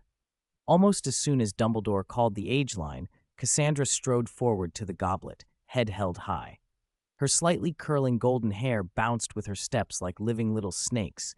Her face wore a look of scornful confidence that drew more than a few admiring glances. Ginny turned away, annoyed. Hermione, too, thought the Ilvermorny witch was unbearably arrogant. Cassandra was only the first. One by one, the Ilvermorny students, everyone except Malfoy, who hadn't yet come of age, stepped up and put their names in. Then the Durmstrangs moved forward. They had come to compete and had no intention of hiding. Cyrus noticed Grindelwald had not stepped up. Perhaps he planned to submit his name privately or have someone do it for him. Cyrus himself remained unmoving. "All right," Dumbledore said at last. "You may explore Hogwarts or return to the carriages to rest. The evening grows late." Cyrus encouraged the Ilvermorny students to see the castle, especially the library, but said there was no hurry. They would be studying with Hogwarts students all year. "Professor, what about you?" someone asked. "I have friends I still want to see," Cyrus replied with a smile. "Those who want to return can go with Bella, or make yourselves at home and find some new friends." He threaded his way through the crowd and out of the great hall. Many others were doing the same. The entrance was packed. Cassandra's emerald eyes followed him for a moment, and she smirked at a few small figures trailing in his wake. She sniffed softly and turned to follow Bella. Outside, Cyrus paused beneath the central statue in the courtyard, looking up at the castle's black silhouette. "Cyrus!" Ginny called from a distance. Several students hurried over. "I never thought you'd be principal of another school," Hermione said, bubbling with questions. "How is Ilvermorny? Does the library have many books?" "Fewer than Hogwarts," Cyrus answered, "but they favor innovation, new spells and approaches.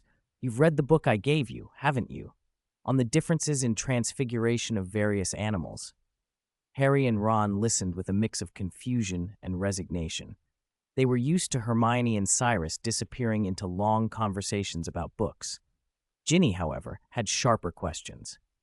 I heard from Dad you were in North America. The ministry lifted the warrant for your arrest, but I never expected you'd become Ilvermorny's principal. What happened? Long story, Cyrus said briefly. I recovered Slytherin's snakewood wand, earned the school's recognition, and the old principal stepped down in my favor. The school's recognition? Harry and Ron echoed, puzzled. The castle itself has a kind of consciousness, Cyrus explained. Hogwarts is the same.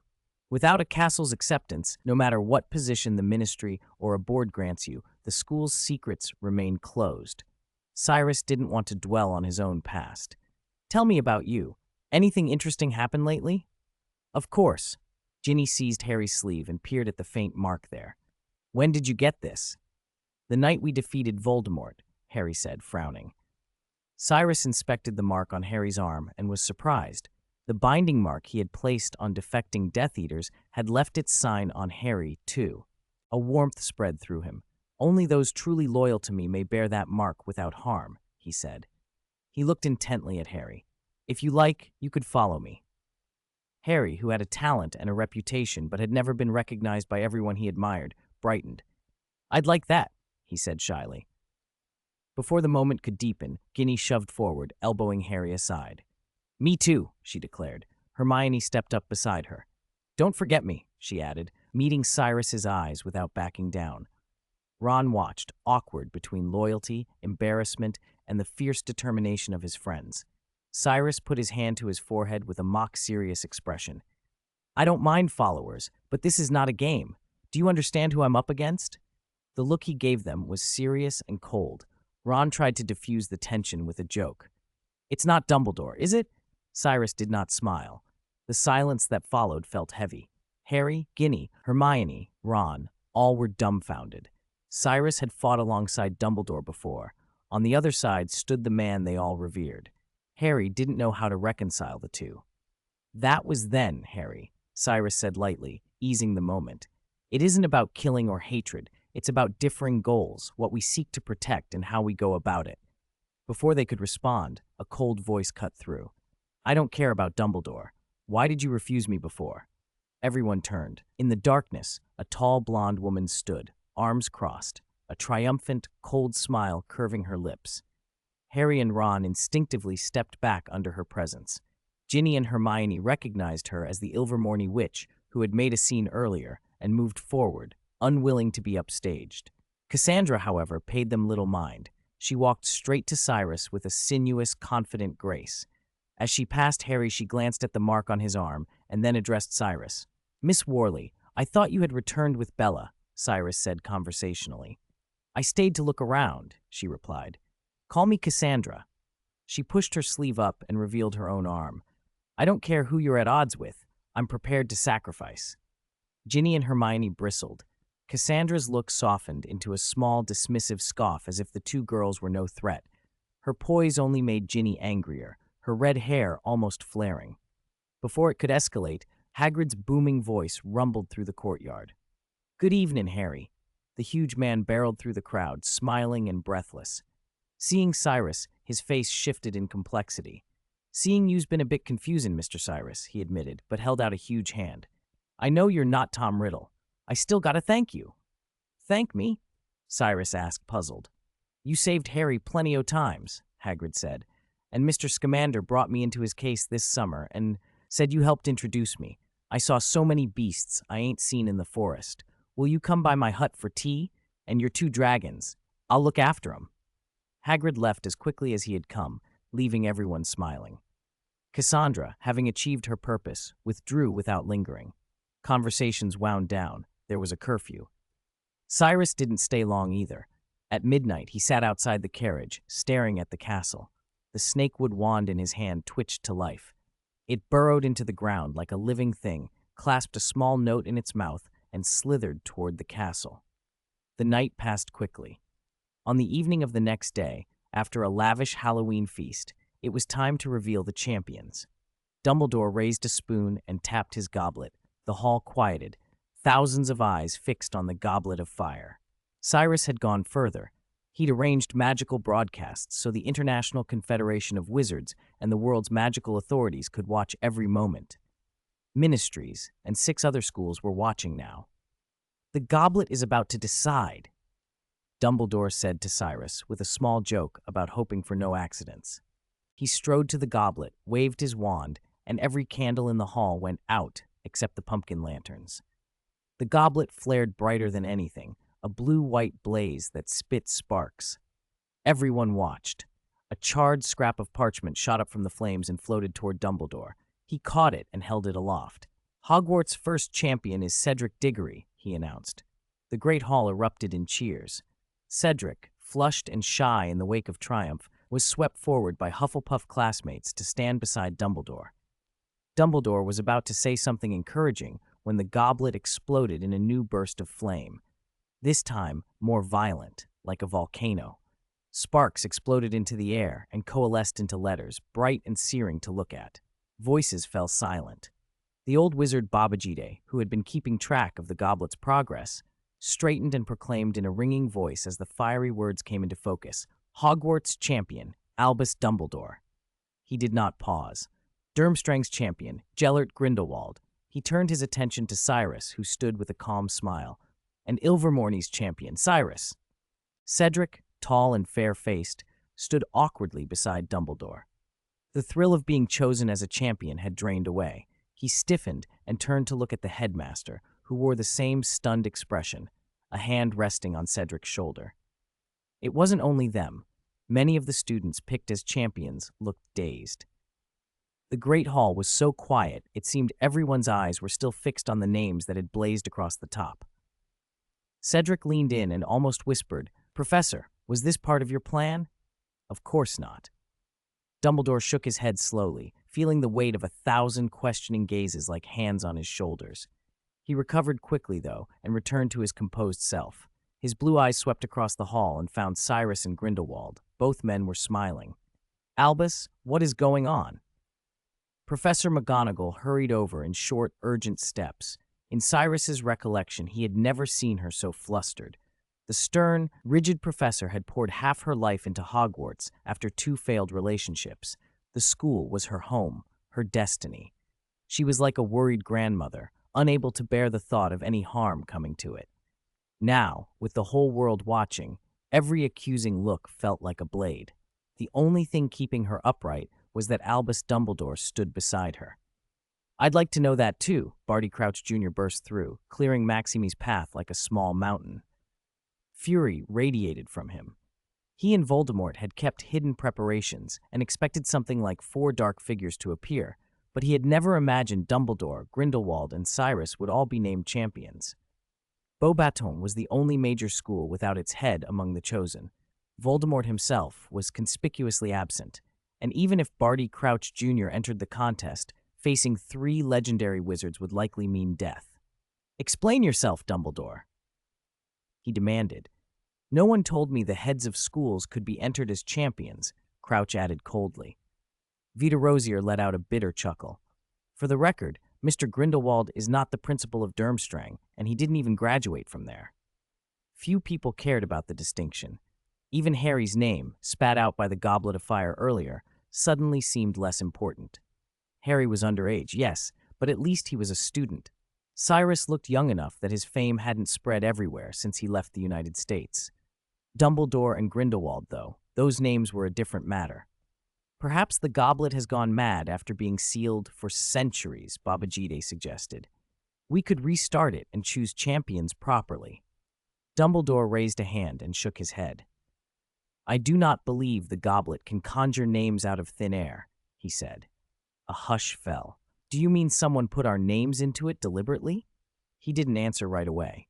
He stood, letting his gaze travel across the room. Every wizard present waited, afraid of being accused of sabotage. Ron, beside Harry, shook his head and asked quietly, "When did you enter yourself? You didn't tell me." "I didn't enter," Harry insisted. "Someone else must have put my name in." He looked between faces. "I suspect Voldemort. Maybe he's trying to use the Triwizard Tournament to trap Cyrus and Dumbledore."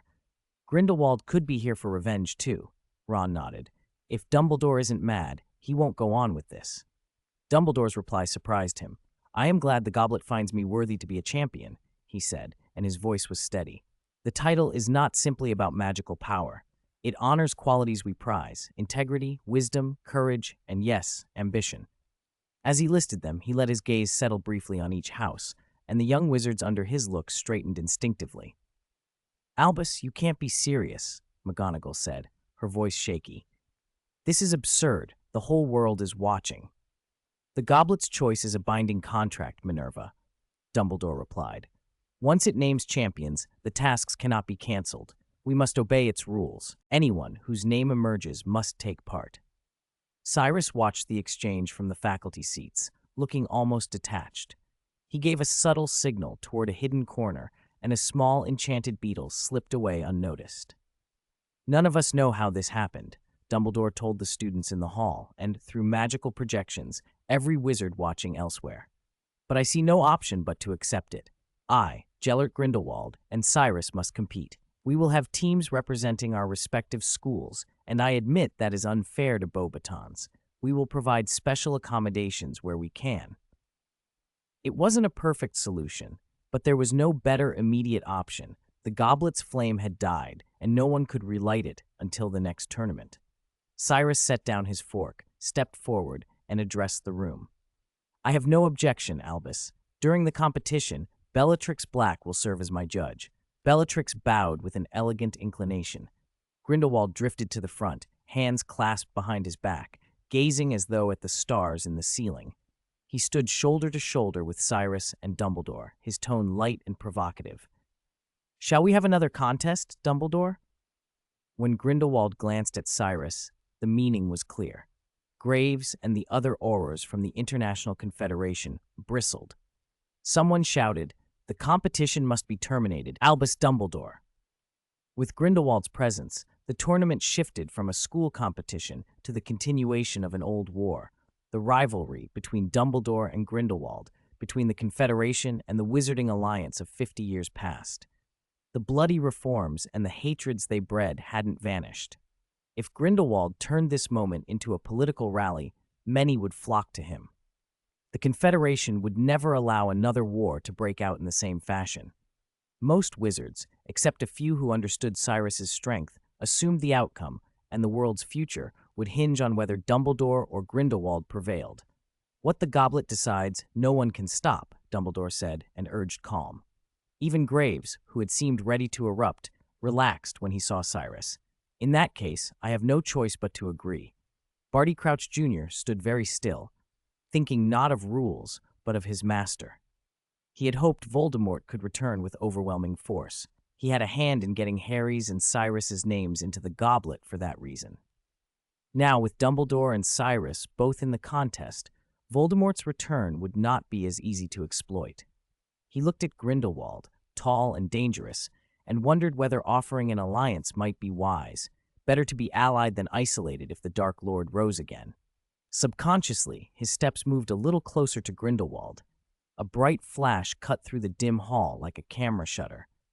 Rita Skeeter arrived in heels and garish makeup, the infamous reporter who had once been sent to Azkaban by Cyrus and then bailed out with galleons. Time in prison hadn't softened her or her parasitic, self-writing quill. If anything, she would make this tournament irresistible reading for wizards hungry for scandal. Rita had clearly been hired to add sensational copy. Babajide, forced into acceptance, announced practical changes. The Triwizard Tournament will continue, he said. Albus Dumbledore's judging duties will be handled by Professor McGonagall and Cyrus's by Madame Black. Before the official competition begins, we will review the tasks and adjust them as necessary. The first task will take place on November 24th, in front of our judges and the student body. Ilvermorny will participate on schedule, Cyrus said, then waved to the 10 Ilvermorny students and led them out of the hall. Cassandra, Fisher, come to my office. Cassandra and Fisher were the other two champions from Ilvermorny. Fisher looked nervous at the thought of competing alongside the principals. Cassandra was thrilled. As she passed the Gryffindor table, she shot Ginny and Hermione a provocative look that made Ginny bristle. Most of the other students didn't return to their dormitories. They gathered in the carriage's common areas, arguing about who among Dumbledore, Grindelwald, and Cyrus was strongest. Cyrus escorted Cassandra and Fisher back to his mobile office, a small suite in the carriage, more like a compact hotel room than a study. "Professor, any instructions?" Fisher asked, his voice shaking. "If Grindelwald and Dumbledore are as powerful as people say, you needn't worry about that," Cassandra said softly, as if brushing a breeze across his fears. "Professor's skill is no less than theirs."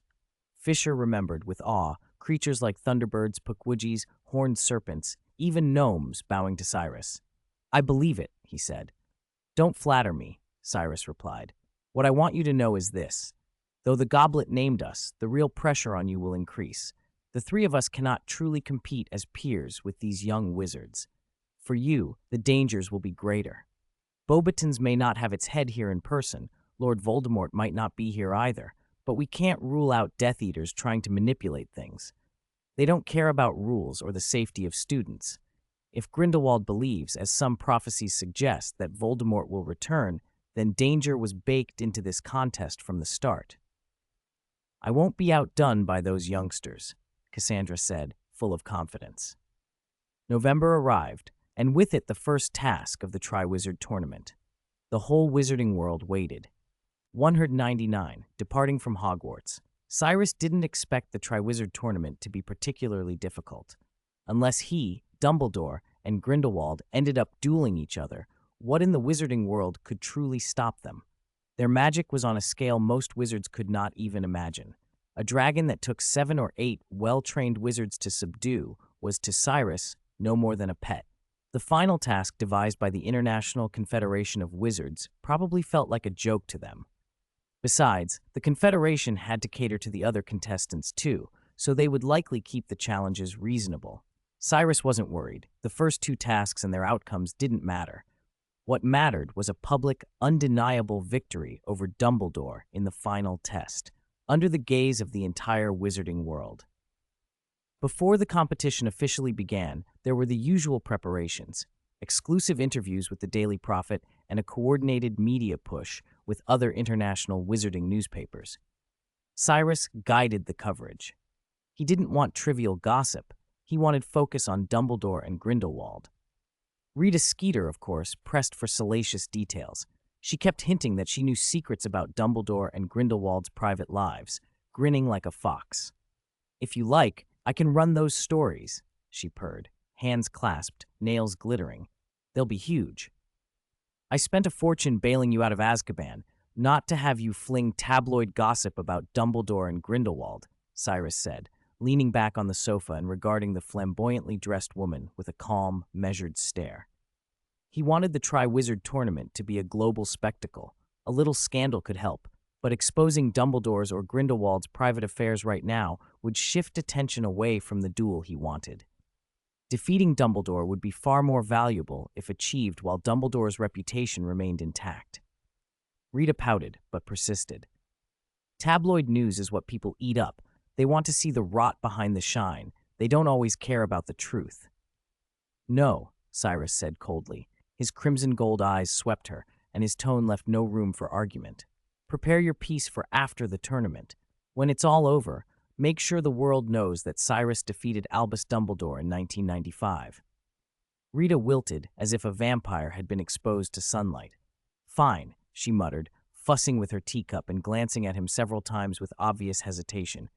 Actually, she twisted the teacup, gave a nauseating wink, and asked, "Would you do me the honor of a drink sometime?" Cyrus blinked. For all her notoriety, Rita's forwardness surprised him. He could attract attention well enough. Cedric Diggory, he thought absently, wouldn't stand a chance. Yet Rita was an unusual choice. Fortunately, Cassandra arrived then, golden hair catching the light as she swept past Rita with a look of cool disdain and ignored her entirely. "Professor, the wand inspection has started.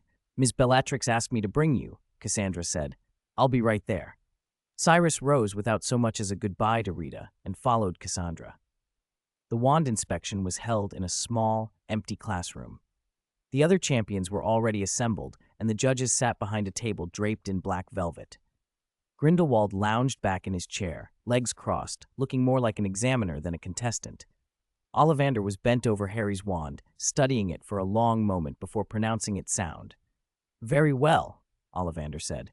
"All champions. Wands have been confirmed, except—" Babajide looked up and scanned the room, landing on Dumbledore, Grindelwald, and the late-arriving Cyrus. "We'll go in order." Grindelwald stepped forward first, casting a predatory glance around the room before smiling. "Mine is quite ordinary, not some legendary relic," he announced, and presented a plain, rough-looking wand. Cyrus glanced at it and nodded inwardly at the match between Grindelwald's boast and the wand's appearance. Nothing ornate, just an unremarkable stick. Ollivander took it carefully. "Pine, dragon heartstring," he murmured, and with a tiny flourish intended as a private joke, conjured a glass of red wine before confirming the wand's condition and returning it. The earlier comment about legendary had not gone unnoticed. Harry, who had sidled up to Cyrus, nudged his elbow and whispered, "What does he mean, legendary?" "You'll see soon enough," Cyrus replied, and hardly needed to wait. Dumbledore set his own gnarled wand on the table. It looked like finger bones, twisted, old, oddly composed. Ollivander stopped mid-breath the instant he saw it, his expression changing to stunned reverence. He took the wand with both hands as if handling a priceless relic. "No need to be so careful, Garrick," Dumbledore said lightly. "Wands aren't fragile." Ollivander's response was barely a whisper, eyes wide and voice shaking. "Is it, Dumbledore, is that the one from the legend? The Elder Wand?" The room went silent. Bella stared, incredulous. "No wonder even Lord Voldemort couldn't best you a decade ago. The Elder Wand is real?" Barty's face tightened. He could not afford anger at his master, but his expression betrayed a sudden greed. The possession of such a wand would change everything. Harry, quiet and curious, asked, "What is the Elder Wand?" "It's one of the most famous tales in the wizarding world," Cyrus explained softly. "Almost every wizarding child knows the story of Death and the Three Brothers. Its fame is like Snow White among muggles. The difference is some wizarding tales might actually be true. The Elder Wand is said to make its owner unbeatable. A wizard who truly wields it need never lose a duel, even in the face of death." Cyrus's eyes flickered. He had once held a false Elder Wand during Fitzgerald's trial and felt then as if the wand fed him inexhaustible power. Legends say the Elder Wand's ownership rarely changed by fair means, more often by assassination or treachery. The supposed duel between Dumbledore and Grindelwald might be an exception, but Cyrus had not witnessed it and could not be certain. Dumbledore himself had only admitted he was more skillful in certain techniques, not that his raw magical power vastly exceeded Grindelwald's. Ollivander traced the wand's lines as if it were a masterpiece, his old voice full of awe. The wand, he felt, was alive in a way other wands were not, yet even he, the most respected wandmaker, could not coax its true nature. After several reverent minutes, he returned the Elder Wand to Dumbledore. Cyrus was last. He lifted his hand, and a dark green snake slid from his sleeve, its head rising and jewel-bright eyes glinting. Ollivander leaned forward, astonished. This was no common pet. It was like art in motion. With a single thought from Cyrus, the snake shifted, shrinking and coiling until it became a wand. Every scale was visible on its surface, each pattern exquisitely defined. "I never dreamed I'd see this one in person," Ollivander breathed, eyes shining. For all wizards, Slytherin's legacy carried weight. To behold a wand tied to that lineage was moving. He waved the wand gently, searching for some response, though he felt nothing he could name. "You awakened it at Ilvermorny?" Ollivander asked. "Yes," Cyrus answered softly. "Only a true heir of Slytherin can unlock its full power." He meant more than Parseltongue. A true heir would be accepted by the wand in a way others, even another Parselmouth, could not match. "Snakewood, with a basilisk horn core," Ollivander concluded. "The wand is in good condition." Yet even as he spoke, he felt the wand's impatience. It seemed displeased to be handled by anyone but its rightful master. He handed it back quickly. With that, all the wands had been inspected. Babajide rose from behind the black velvet table. He looked more exhausted than before, as if the past few days of changing events had worn him down. He cleared his throat and spoke in a hoarse voice. "The timing of the competition remains unchanged," he said. "We have already made some preparations and cannot break our commitments. so the first task will have only minor alterations to its original plan. The International Confederation had already contacted the Dragon Sanctuary in Romania, and the dragons were on their way. They could not be recalled. Dragons were among the most dangerous magical creatures, and short of dragons, the Confederation had few alternatives. But Babajide glanced at Dumbledore and conceded a problem. Dragons would make snatching eggs impractical, given some of the contestants' abilities. The task's content had to be modified. Fortunately, Newt Scamander had answered an urgent call and brought additional magical creatures to help. "Here are the rules," Babajide continued. "At dawn, you will depart from Hogwarts and enter the Forbidden Forest. You are forbidden to use any items except your wands, and you may not fly. You must traverse the forest on foot. The 3 champions who are principals must acquire a token to pass the test. The other champions need only reach the finish line to complete it. Along the way, we have concealed items and information related to the second task. Finding them may assist you later. Finally, this will be an elimination round. From first light, you will enter the forest. Any contestant who has not reached the finish line by sunset will be eliminated." 200. Crossing the Forbidden Forest. The knockout system had been a last resort. Babajide and the committee had argued for a long time before settling on a method that would both circumvent the Goblet of Fire's magic restrictions and keep the champions alive. Traditionally, champions had to take part in every task of the Triwizard Tournament, but this time they had jointly cast a spell on the goblet to modify some rules. Babajide hoped it would remove enough inexperienced wizards in the first round to make the contest fairer. He knew, of course, that it would likely become a battle between the 3 heads of school. Still uncertain about Cyrus's strength, he had never believed anyone but Dumbledore and Grindelwald would make it to the end. "As compensation," he continued, "Beauxbatons' students, whose principal is not competing, will receive some special information in advance and will not be eliminated in the first round. Beauxbatons will also receive extra points in the final tally." "I have no objection," Barty said with a nod, though his face betrayed displeasure. Babajide looked at Cyrus with the fondness of a senior for an able junior. "These preferential terms will also apply to Ilvermorny." "Thank you, Mr. Babajide, and thanks to the committee," Cyrus replied with a gentle smile. "But Ilvermorny doesn't need special treatment. To accept it would be disrespectful to my elders." At Cyrus calling himself an elder, Dumbledore showed no reaction. Grindelwald, however, bristled. He clearly did not relish being reminded of age, and his eyes lit with an eager, competitive fire. Babajide might not have thought Cyrus comparable to Dumbledore or Grindelwald, but he recognized Cyrus as a head-of-school-level wizard. His talent was above that of ordinary adult wizards and many aurors. Cyrus was young, and this was Ilvermorny's first time in the tournament. Even defeat would not be shameful. In fact, for most wizards, it would be an honor to lose to Dumbledore and Grindelwald.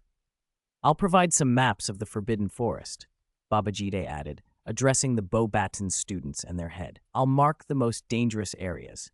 If you're not confident, take a detour." His voice faded as Cyrus and the others left the classroom. Harry and Cedric walked side by side behind Dumbledore. They were not close, but as 2 boys in the same predicament, they found common ground. "Have you ever been in the Forbidden Forest?" Harry asked. "No," Cedric replied, shaking his head. His fair face looked a little wan. "I'm a Hufflepuff, not a Gryffindor," Harry grimaced. "I was forced into it once in my first year and ran into a centaur and a dark wizard. Well, Quirrell, actually. In my second year, I met a bunch of acromantula as big as cars. In my third year, I was caught by Death Eaters." Cedric paled with each sentence. "That doesn't sound like a friendly memory," he said stiffly, his face almost vampire white. "Indeed." Harry glanced back toward the classroom. Beauxbatons champions were gathered around Babajide, listening as he described areas to avoid. "Actually, I think we could use a little help." "Don't worry, Harry. I'm very familiar with the Forbidden Forest," Dumbledore said, turning to them with a mischievous wink. "I just don't know whether there'll be any new guests this year." "Hearing you say that eases my mind," Harry answered, though he did not look reassured. "It's a pity I can only carry 1 wand. Otherwise, I could have brought that magical firearm. My suggestion is this. Casting a summoning charm is not against the rules, Dumbledore offered. The rule is you may carry only one wand when you enter the forest, but if you summon another with magic, that's permitted. On the other side of the grounds, Cassandra and Fisher peppered Cyrus with questions about the forest. Professor, I've heard there are many dangerous magical creatures in the Forbidden Forest? Fisher asked, worry in his voice. For ordinary wizards, dealing with beasts was difficult.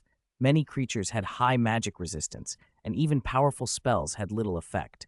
A charm capable of blowing up an armored car could barely scratch a tough 5x level creature. There are many, Cyrus agreed. He held up a letter signed by Newt Scamander. At least dozens of new creatures have been brought in, many at least 4x level. Fisher's face fell. Cassandra, however, lit up. She pinched her chin, thinking, if I kill one, can I harvest its magical materials?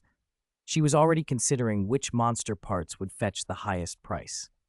The Triwizard Prize was only 1,000 galleons, and she would be competing with several heads of school for it.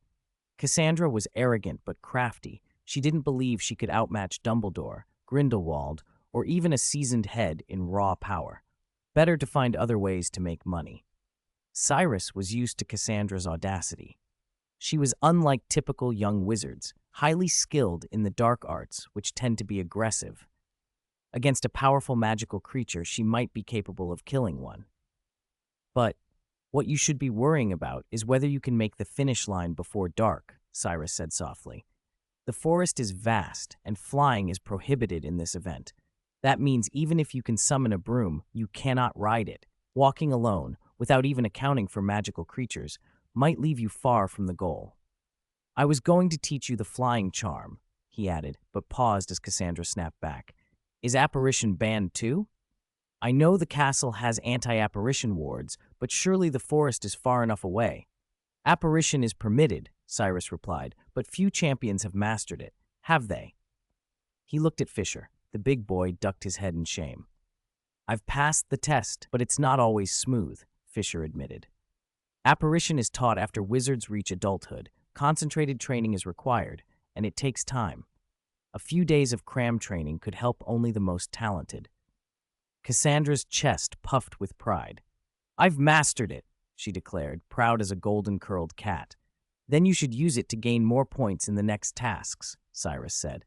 When you're facing dangerous beasts, having apparition can turn certain death into a quick escape. Fisher, practice as much as you can these next few days. I'll have Bella prepare plenty of dittany so there are no mistakes before the competition starts. Yes, Professor, Fisher answered. Cyrus lowered his voice. Also, keep an eye on the Beauxbatons champions. Apart from Fleur, I suspect the other two students have been replaced. Among Beauxbaton's trio, only Fleur, part Vila, was hard to duplicate. Her magical allure could not easily be imitated.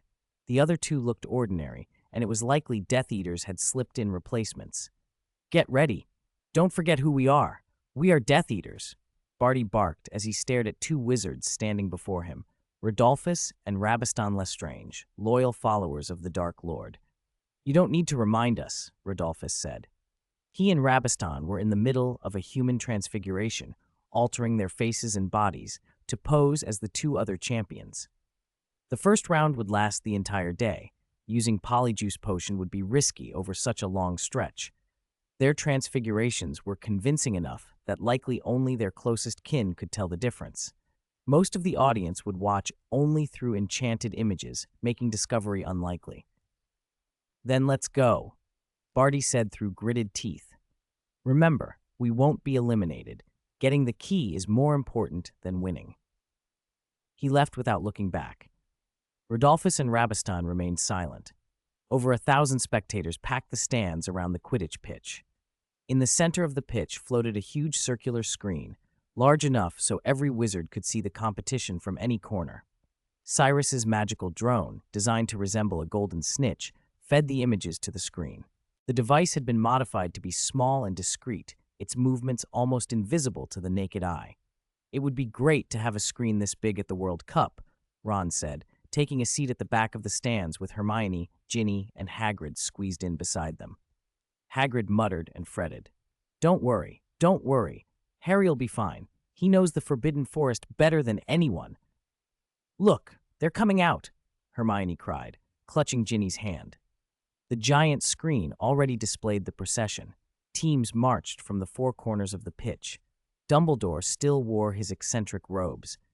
Harry and Cedric wore their house Quidditch shirts. Beauxbaton's champions were in blue uniforms. Durmstrang's had shed their cloaks for blood-red outfits. Grindelwald stood exactly as he had in London, black trench coat, short white hair bristling, looking like the dark wizard of 50 years ago returned. Ilvermorny's champions stood out. Cassandra and Fisher had not bothered with school uniforms. Both wore dark green robes, like shadowy venomous snakes. Their golden hair flashed against the deep green hems like flowers of fire. In front of them, Cyrus stood with his hands in the pockets of a trench coat, a lock of highlighted gold falling across his forehead, his fiery golden eyes brighter than the morning sun. The crowd erupted. Thousands of voices swelled into a roar. Ginny craned her neck, searching the real field for the golden speck that was Cyrus. Seeing him on the screen was clear enough, but somehow the live glimpse was more satisfying. The champions assembled amid the cheering. Cyrus's gaze met Dumbledore's and Grindelwald's. No words were exchanged, but the tension was palpable. He also saw Harry behind Dumbledore, hands clenched so tight his knuckles were white, still a little afraid. In 10 minutes, the competition will begin, Babajide announced, stepping into the center of the four teams. Champions will enter the Forbidden Forest continuously from different directions. Combat between champions is permitted if you encounter one another. Beauxbaton's first champion will go first. Fleur stepped forward, took a deep breath, and ran toward the forest. Harry was second, followed by Cassandra, then Krum, and another Beauxbaton's champion. One by one, they disappeared into the trees. At last, only Cyrus, Dumbledore, and Grindelwald remained on the pitch. By then, the sun had fully risen. Morning mist, lit by sunlight, wrapped the Forbidden Forest in a golden veil. Cyrus watched the 9 champions live feed on the screen. As soon as Cassandra entered, she moved fast, orienting herself and heading deep into the trees, clearly hunting traces of magical creatures. "Mr. Cyrus, it's your turn," Babajide said. Cyrus nodded, calm and composed. He was about an hour and a half behind Fleur, Beauxbaton's first departure, yet he showed no concern about the delay. He walked away from the clamoring stands, down the muddy path toward the forest. The early morning mist swirled around him. He stepped forward alone into the hazy golden light.